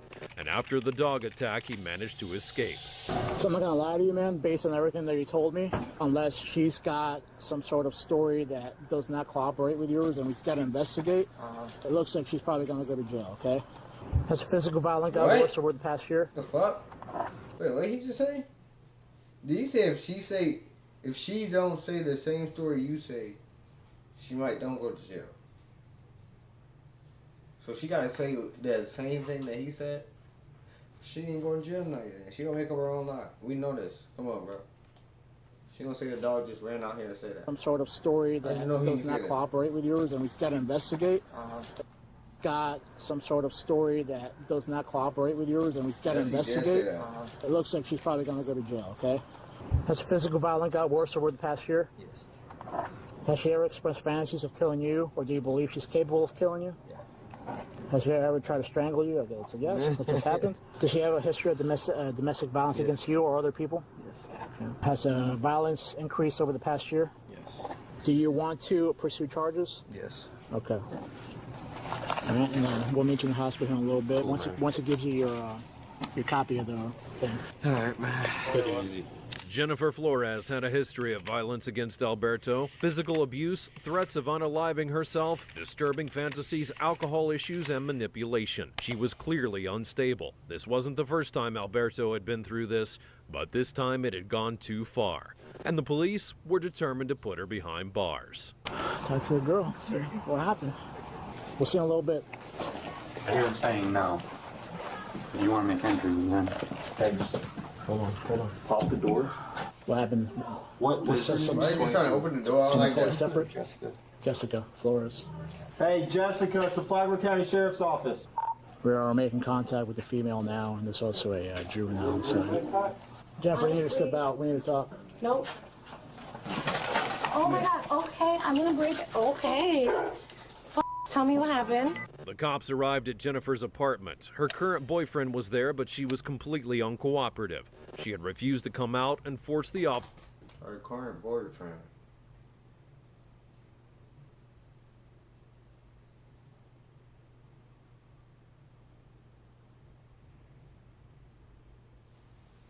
You don't say ex-boyfriend during pitbull. What do you say? Pitbull to attack ex-boyfriend during sex. What the hell? Officers to make a forced entry. She? The evidence was mounting, and her evasive behavior only made things worse. Okay, tell me why you're arresting me. Hey, boss. So now, since you decided not to talk to us, we're past that point now, okay? You're being arrested for domestic violence, okay? Okay, who you didn't want to talk to hit? us. That's on you. That's on you. I'm Danny, sorry. did I hit you? No, not. Did I hit you? He's trying to arrest me for domestic violence. Did I hit you? No, you can't arrest me for domestic violence. I didn't hit nobody.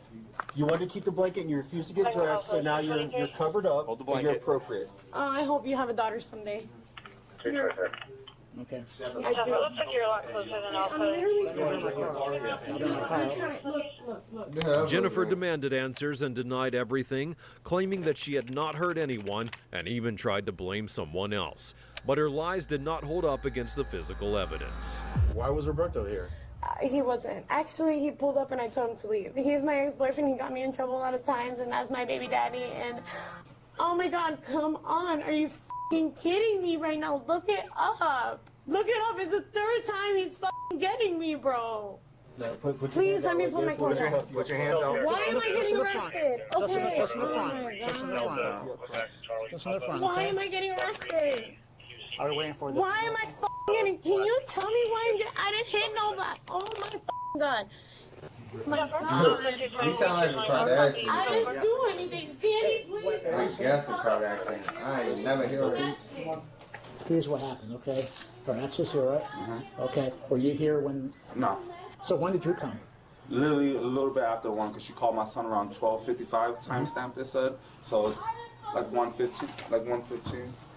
Oh my God. Okay. So when you came, there was nobody else here but her son and the dog? No, my son came with me. She called, my son lives with me, and she called my son. Okay. So we came, and my son's in the blood, and he freaking flipped out. She wasn't answering the door for us either. And then she finally heard his voice, came out her room, and then like I seen this as you see, there's blood everywhere in that freaking right here. There's blood. Did you hear us knock? Yeah, I was locked in the bathroom. She won't let me out the freaking bathroom. Like, She won't let you out the bathroom? Yo, she had me and my son in that thing. Here's the thing, that blood. Yo, she kidnapped you? We know.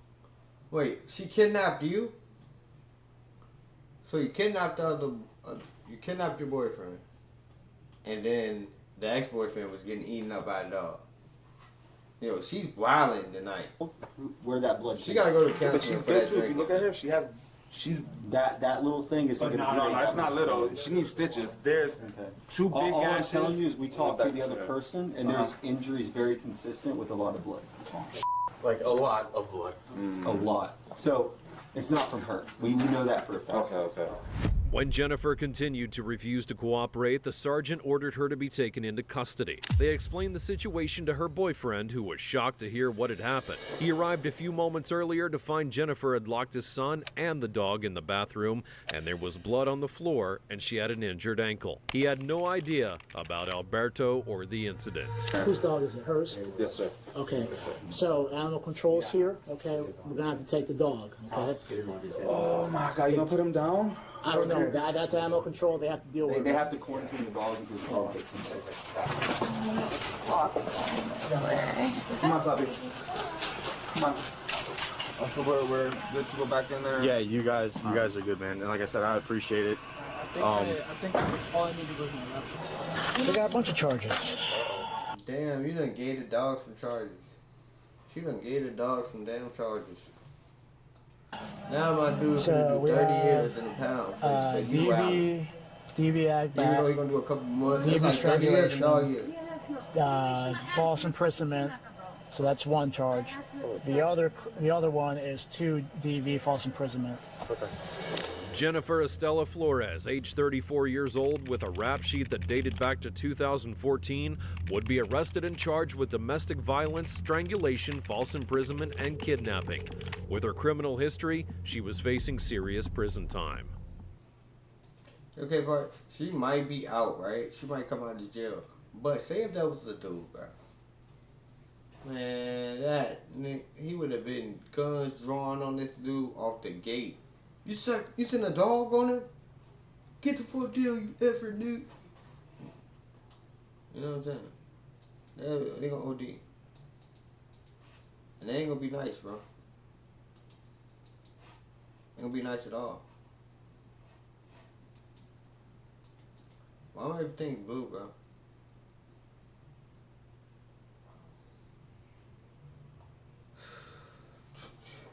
Alright, we got like 100 more hours left. 10:30. Ain't that late. Ain't that late. Back to the felon. Why he in drawers though? Not clicking that.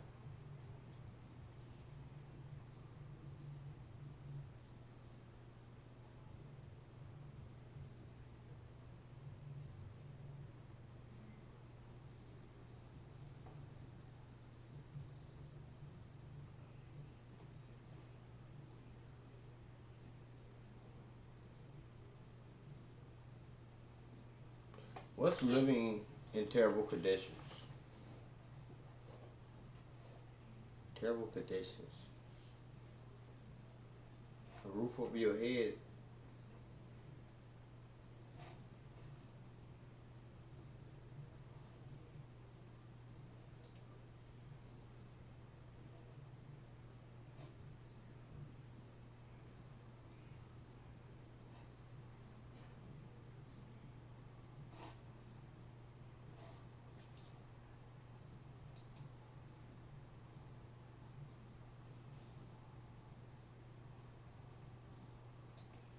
That shit 3 hours long.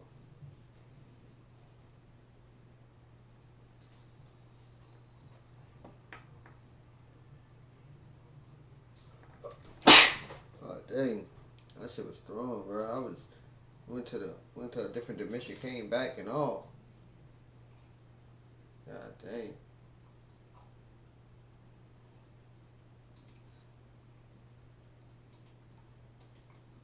What happened?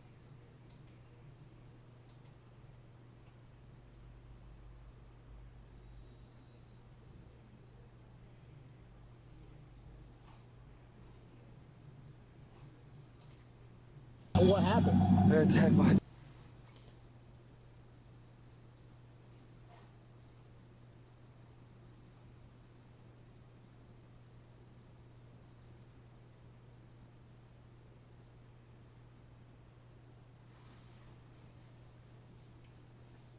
Ooh.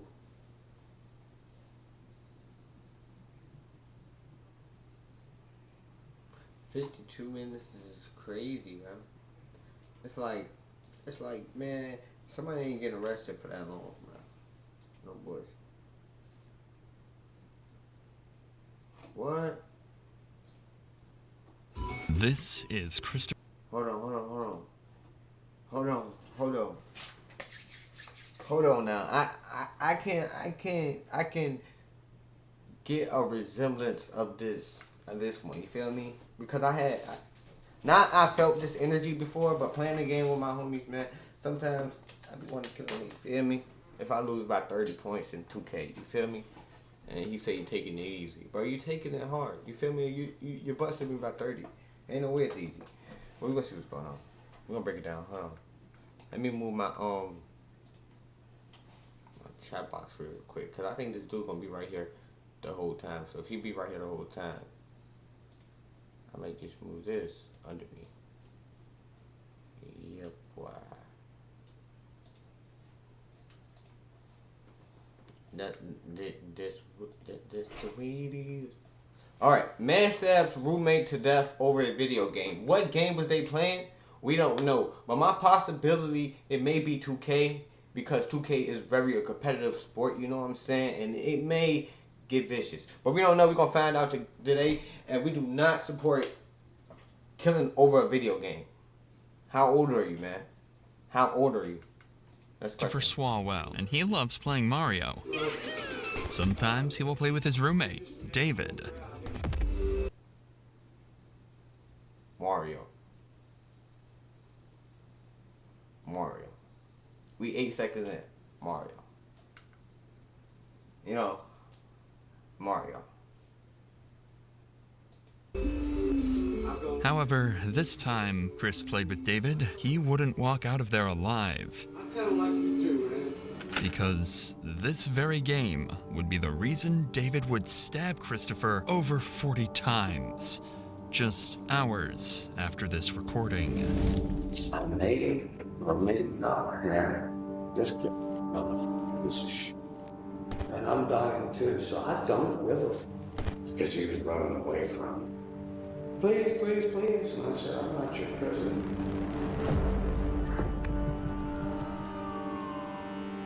The devil was living inside of this man. The devil living inside of this man. His horrifying murder. Ain't no way. He would call 911 himself, explaining to police what exactly just happened. David wasn't trying to hide the facts that he committed the murder, but rather claimed that it was done in self-defense. After all, what happened between the initial fight and Christopher's death is unknown. Police would quickly rush to the scene, but nothing could prepare them for what they were about to see. Yeah, copy. We don't see him. We're gonna go in. We can get into the building. Hold up. Hold up. What apartment again?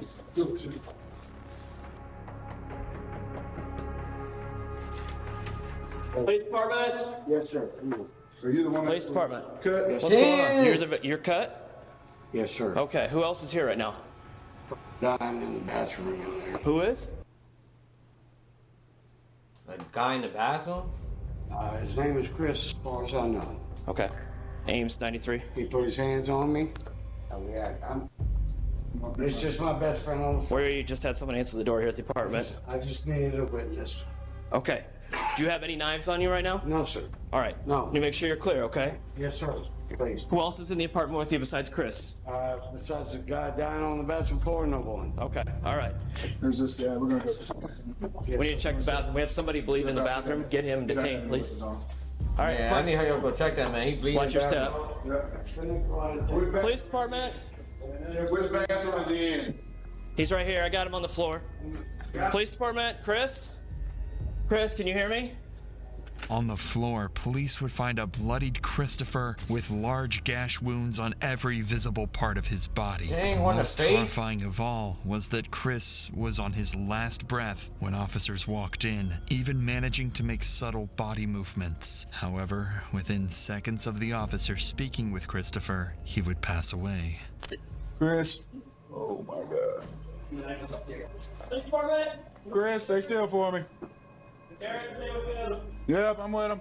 Chris, I need you to stay still for me. Chris, can you tell me your name? Can you talk to me at all, Chris? It's all facial. Can't. Facial in the head, yeah. Bro, you stab it in the face. Like, you're not even stabbing me on my body, my vital parts, you know what I'm saying? Even though my head is vital, but you could have easily get me going with the body, but you want to go straight for the face? Like, what the fuck is wrong with you, bro? That's my whole time he stabbing my face. I'm like, I don't know what it's from.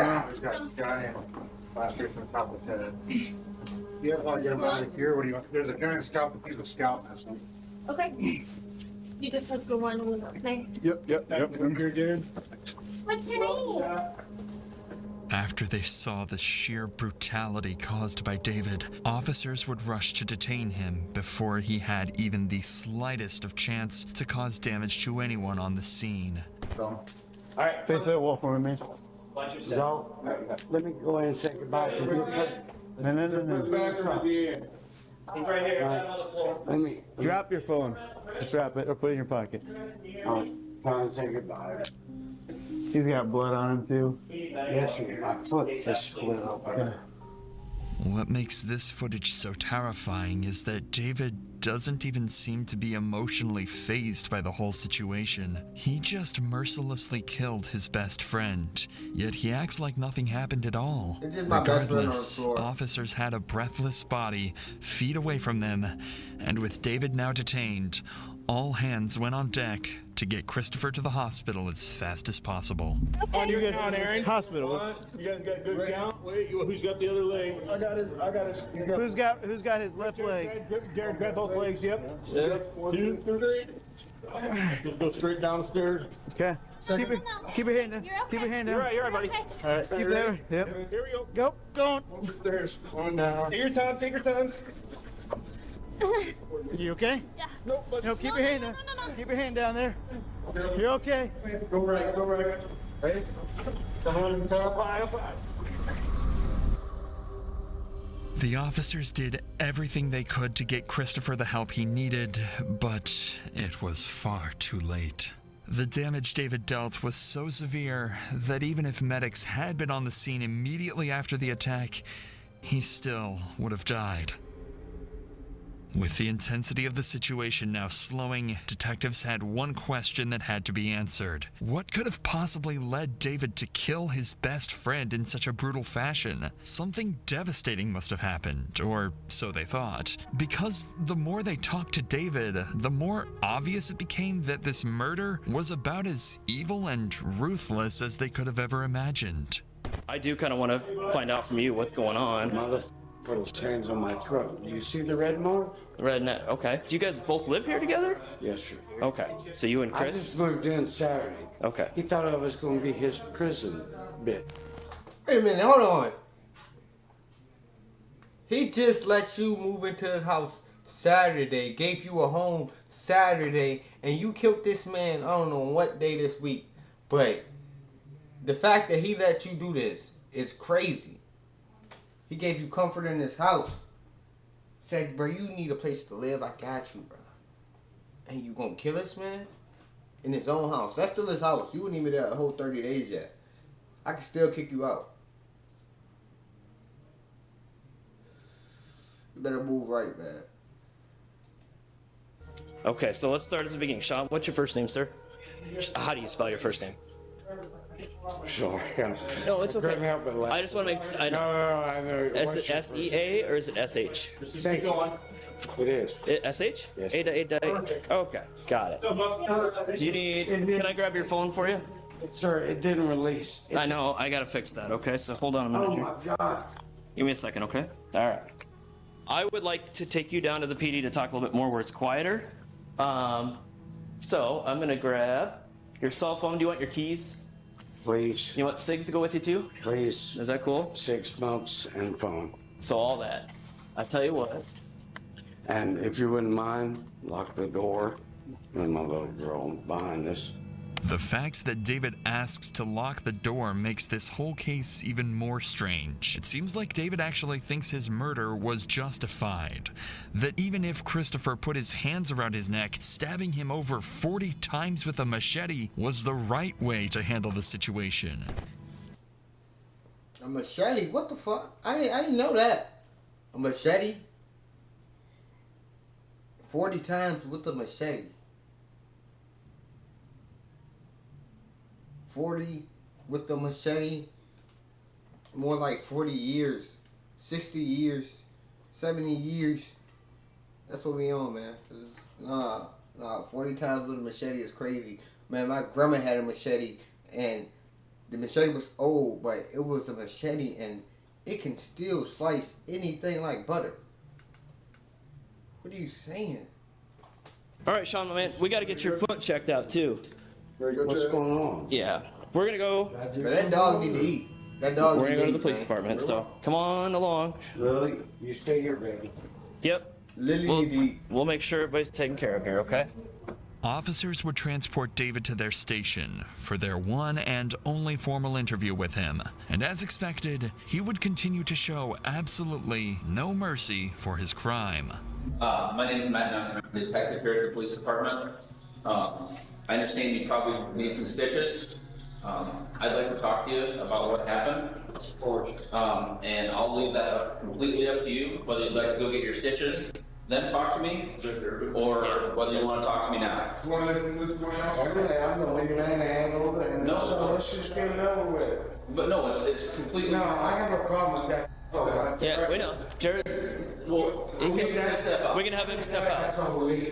To add to the array of sadistic character traits, David would ask for Officer Brakins to leave the room, who happened to be the only black officer on scene that night. The police report would state that David had called Brakins multiple racial slurs and made racist jokes towards him just minutes after the murder had taken place.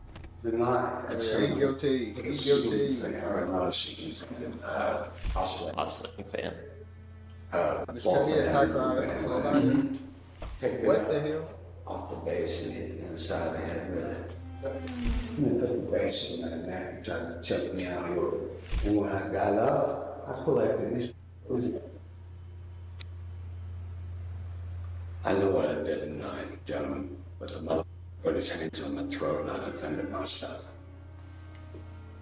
Before I ask you any questions, you are here in handcuffs, so. Is that still bothering you? Yes. Which one? The left one. Left one still? Yes. Really? Okay, hold on. Don't let him loose, man. Don't let him loose. Yeah, let's do that. On the rise.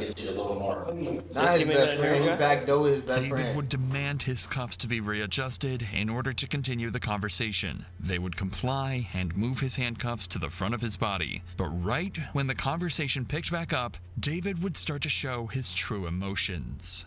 There's one gentleman by the name of Todd that, in fact, I don't know his last name, by the way. The second night I was there, Sunday night, Chris ran up on him, and I'm not going to do that type of one because I know what would happen to me, but you know what? All due respect. No, I mean, he ran up on him like, get the out of my face, screaming at me, get the because we had to go to the store. Because I wanted to get some groceries and so just bringing in, you know, my share. And I just got there. Pop, and I said, would you mind watching my little girlfriend with my boxer? Yeah. Lily. I'm worried about her, by the way. We're taking. Okay. He just got there. His friend just let him move in, and he trying to control shit. First of all, you asking me to watch a dog. You just moved in my house, and you asking me to watch your dog. Red flag. Too comfortable. What you got going on? You got a dog for a reason, and that's your dog, hey, look, if you can't find nobody to watch her, well, shit, you know what I'm saying? You can't come in here and think you're gonna rush it. No way. Take care of her. We got an officer out there that's with Lulu, so. Do not put her down, please. They're taking care of my her. solution. Okay. No, I'm begging. Okay. I retired last year because of the cystoma on my back. Mm-hmm. I didn't have the heart to. I'm sorry. No, I know. No, sir. No, sir, you don't. I lost my wife. You crying about the dog. You just killed your best friend. All within 3 months of 2008. My next door neighbor walked that box over to me in one hand and said, "You need a friend." And I said, "I do." So I certified her and trained her myself. Awesome. And she's in that apartment, but after the stomas appeared, I didn't have the heart to make it work. So I officially retired last year. She turns 12, Valentine's Day next year. Well, this has nothing. Yo, he's really talking about this dog like it's a baby. Like it's a child. And the crazy part, you just backdoored your best friend over a game. And you're talking about this dog like it's the child you never had. Like, what's going on? I'm thinking it's a person. And I'm really feeling, you got me feeling some type of way. You know what I'm saying? You got my heart going. I ain't gonna lie. I definitely feel bad for the dog going to the pound. But she gonna be getting right though. Thing to do with Christopher, it shows that David does have some carrying bones in his body. More importantly, now that he's in an emotional state, the detective wants to capitalize on this and try to get to the true reason why David murdered Christopher so brutally. You see what he did? We're trying to do. So how did you find the apartment? He advertised online. I found it on, if I'm not mistaken, Marketplace. On Facebook Marketplace? Yes, sir. And where'd you move from, sir? Y'all not best friends? I'm worried about my little girl. I understand. Oh, y'all not best friends? I lost my wife after she passed. But he don't know this man. They're not best friends. You met him on Facebook marketing. What the hell? I would never do that. Who was a friend of mine, actually. You don't even I know just that want person. your two perspectives. I want to see the look on your face when I'm about to tell you what was asked of me. When I told him about losing my wife, he said, "What was the worst part?" You, I see it, David. You laugh. You're puzzled by it. I said, "The worst part of what? Losing my wife? You mean other than losing my wife? The worst part was the last 9 months.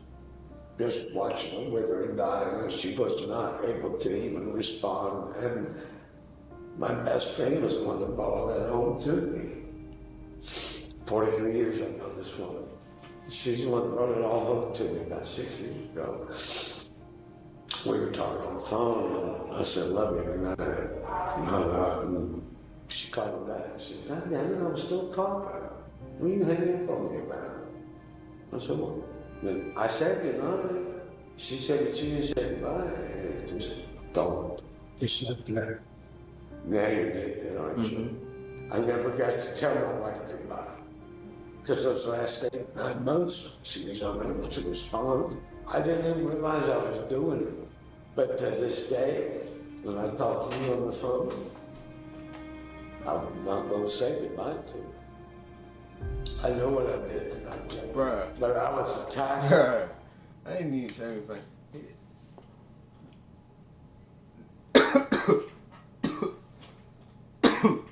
Just keep going.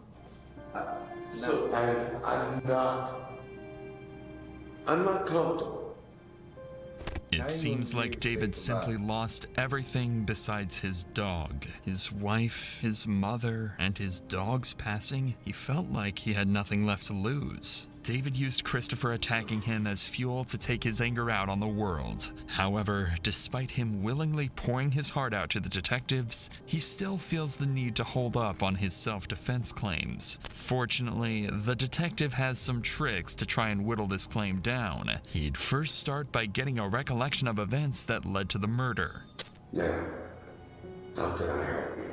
So, tonight, like, let's, go back to like 4 o'clock in the afternoon.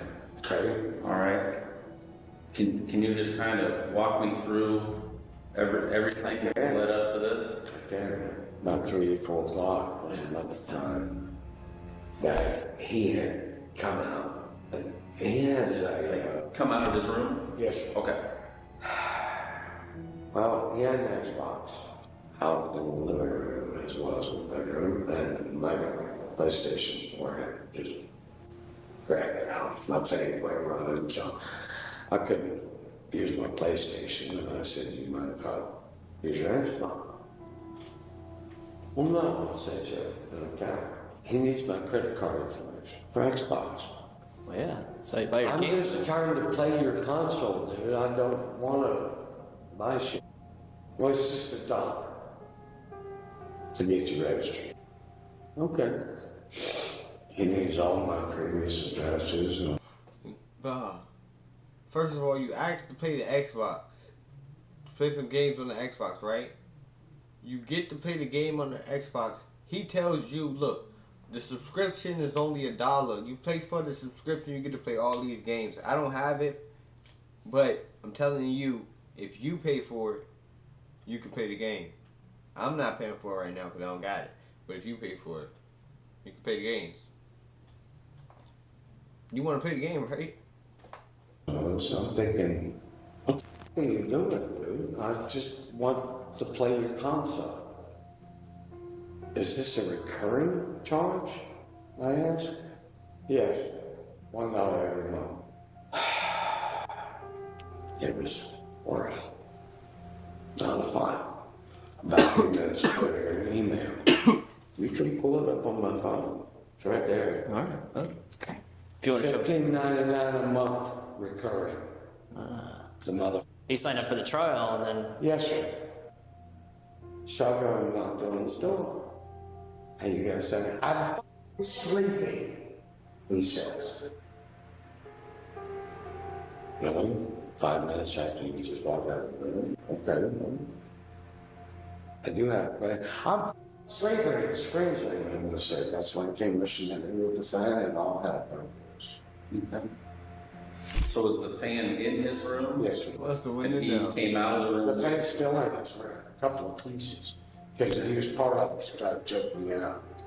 So he... The base on it is when he pressed it against my throat. And his 300 fat sat on my chest. According to David, once he confronted Christopher about the additional $14 worth of charges, he seemingly burst through his door and attempted to choke him out. Obviously, this seems extremely uncalled for and far-fetched, so the detective would try to debunk this as much as possible. So after you flipped him off, what happened next? Over the subscriptions. I flip him over on his back. Okay. I jump up. He'll take off running. He throws something. I don't know. It hit me in the back of the head, so I would assume either the stem and the base, the fan and the stem, or the base itself that he was trying to choke me out with, something that hit me in the back of the head. I ran to my room because he had already put his hand on. I knew what I was going for. 100%. Okay. And I went and died. And what was that? It's a kukri. You know what that is? Is that... No, I was thinking a karambit with it. So no, I don't think I know what style of blade that is. It's a short machete with a thick, curved blade. Okay. Shaped like a banana. You got that from your room? Yes, sir. And out of its sheath. Because I slept with it the last 3 nights. Because the first night he came back. This is David's first major slip-up. He clearly states that he managed to get to his room without Christopher attacking him, yet proceeded to grab his machete and approach him to attack. If he truly wanted to safely de-escalate the situation, he could have... Yeah, he could. Ain't no way that's self-defense. You went to go to your room to go get the weapon and then came out with the weapon and then... No. You could. No way that's self-defense. Awesome. Have easily shut his door and called 911. David had no intentions of de-escalating, but rather to kill. Yeah, he couldn't take what that he says loss. next would prove this even further. And then did he come into your room, or did you go back out of your room and... No, I came back out of my room and met him in the hallway as he was heading to my room. I met him halfway. Okay. That's why you saw the blood. I saw the blood. There's blood from the hallway all the way. So you guys kind of met in the middle between the rooms there. And then I shoved him back in the bathroom and said, "You're gonna die. That's what you fucking me on my floor." I'm already dying, John. From this tube in my hand, I don't give a fuck. But I'm not gonna let him put his hands on my throat and try to attack me. Not without a fight. So you shoved him into the bathroom? That was your... Yeah, you wasn't going for nothing. And you wasn't going to take no loss. And he was going anyway. Man, he just don't care. He don't care about nothing. And you... I didn't shove him. I split his goddamn skull. And he fell in there. Because he was running away from me. Please, please, please. And I said, I'm not your prisoner. This was the nail in the coffin for David. His efforts to claim self-defense were meaningless after what he just admitted. You want to keep talking to prison? You want to keep talking to prison? You want to try to punk me out or something? Is that your game? I'm not your prisoner. So, where was the first blow that you landed? Towards the end of the hallway, just as you come from my bedroom to the kitchen/thing. I was in the apartment, so not at his room door, but No, not at that as you're door. coming in. Remember that hallway where I went down in my room? Yeah. Okay, where that hallway ends, at the beginning of the kitchen/living room area, those blood drops. Yeah, that's where all the blood was in That's there. when they first got the shit. And then where did that land on his body? You remember? First one, I recall, it would be the right-hand side of his right. Right, his right-hand side. And he was facing, he was facing away from you when you said he was retreating. He was looking right at us. And it was in your right hand or your left hand? The blade. The blade? Yeah. Look how easy he is playing. Okay. So if I had a blade in my right hand and it hit the right side of his face, Yes, right. it was a cross. Yes, sir. Kind of like that? Yes, sir. Okay. Facts. All right, so on Facebook one Market here. Was there a second one? No, there was 3 or 4. 3 or 4? Were they all the same motion to the same side of the body, or after that first one? After that first one, I couldn't take it, to be honest with you. Okay. At any time, did you feel like you had a chance to separate and get away from him? I'm not sure I understand the question. I mean, what he's done, down, or that when you out for the count kind of thing, or when you came out of your room and he saw you had the blade. Oh no, he was still trying to fight. Okay. And he didn't go down until I had Zola on the phone when they arrived, because I called Zola and I said, "Zola, I'm going to jail." And she said, "Oh, goddamn, what am I going to do? You gentlemen have been in tussles. Do you stop until they're done?" No. I just kept swinging. And he kept moving backwards? Yes, sir. Okay. Look, I'm just telling you. I kept going until he was done. And you said you picked up. Get him off the streets. We need him off the streets ASAP, man, for the community and the citizens of America. We need him off the streets. Part of the fan at some point? I picked up the fan, yes. Because I was still somewhere close. It's all over Bedroom, bathroom, there's Yeah, gotcha. pieces of it everywhere. You saw it. I saw it, yeah. What'd you do with the blade? You want to answer that one? You know where? I know where it's at. I was sitting on the dining room table. I left it. On the dining room table? Yeah, on the table. Was anyone else, was Todd at the apartment when this happened? He was. Matter of fact, I went back and knocked on his door and I said, Todd, I may or may not have just get that motherfucker piece of shit.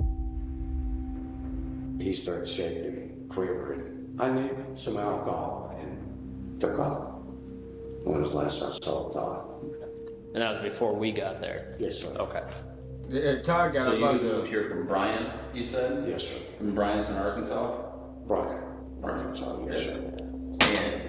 And I guess, do you have family in Ames or? I have no family. My wife and my mother was the last of my family. I'm all alone in this world. And I'm dying too, so I don't give a f. I really don't. But he said you have a tumor? Yes, Is that what he said? Sorry to hear that, man. The entire, matter of fact, these are the doctor's words, not mine. It's the largest they've ever seen. They don't know how I'm walking around. But it's the same thing they said when they said I'd never use that arm again, too. That's the one I used to take that mother head apart tonight. Do you feel you went overboard tonight? No, sir. I didn't go overboard. I did what I had to do to get that big fat off of me. He outweighs me by 120 pounds. But I the did fight was what I over. had to do. And this seemed to be all detectives needed as well. It was clear as day. David was a cold-blooded killer. However, as they were about to wrap up the interview, David would make one final chilling statement to everyone in the room. I'm not sorry for what I've done. I did what I had to do. I hope you gentlemen understand. Do you need another tissue?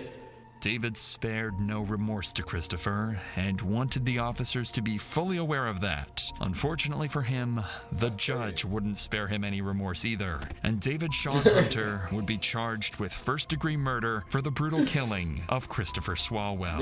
In September of 2021, he was sentenced to life in prison without the possibility of parole. He would file for a mistrial later that year, but was swiftly denied by the court. Yeah, because you say you're gonna die anyway. That's what you said. You said. That's what you said. All right, chat, man. Y'all take it easy. The BS, he's lying. For sure, he's lying.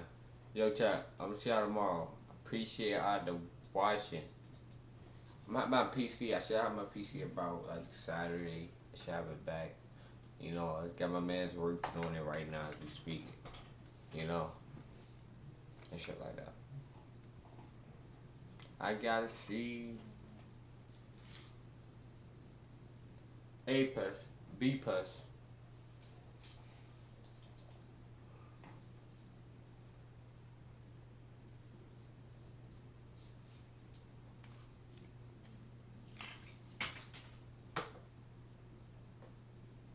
Take care of me. You too, mate. You take care of you too. I'm trying to end it.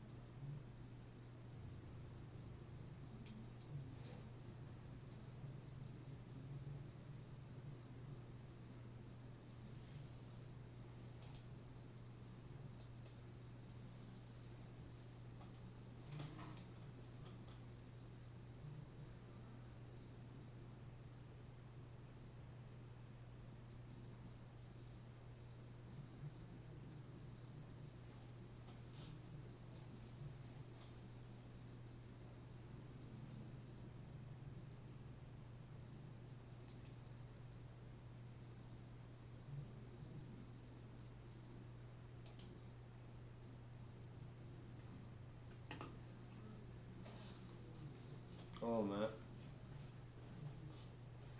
Come on, brother.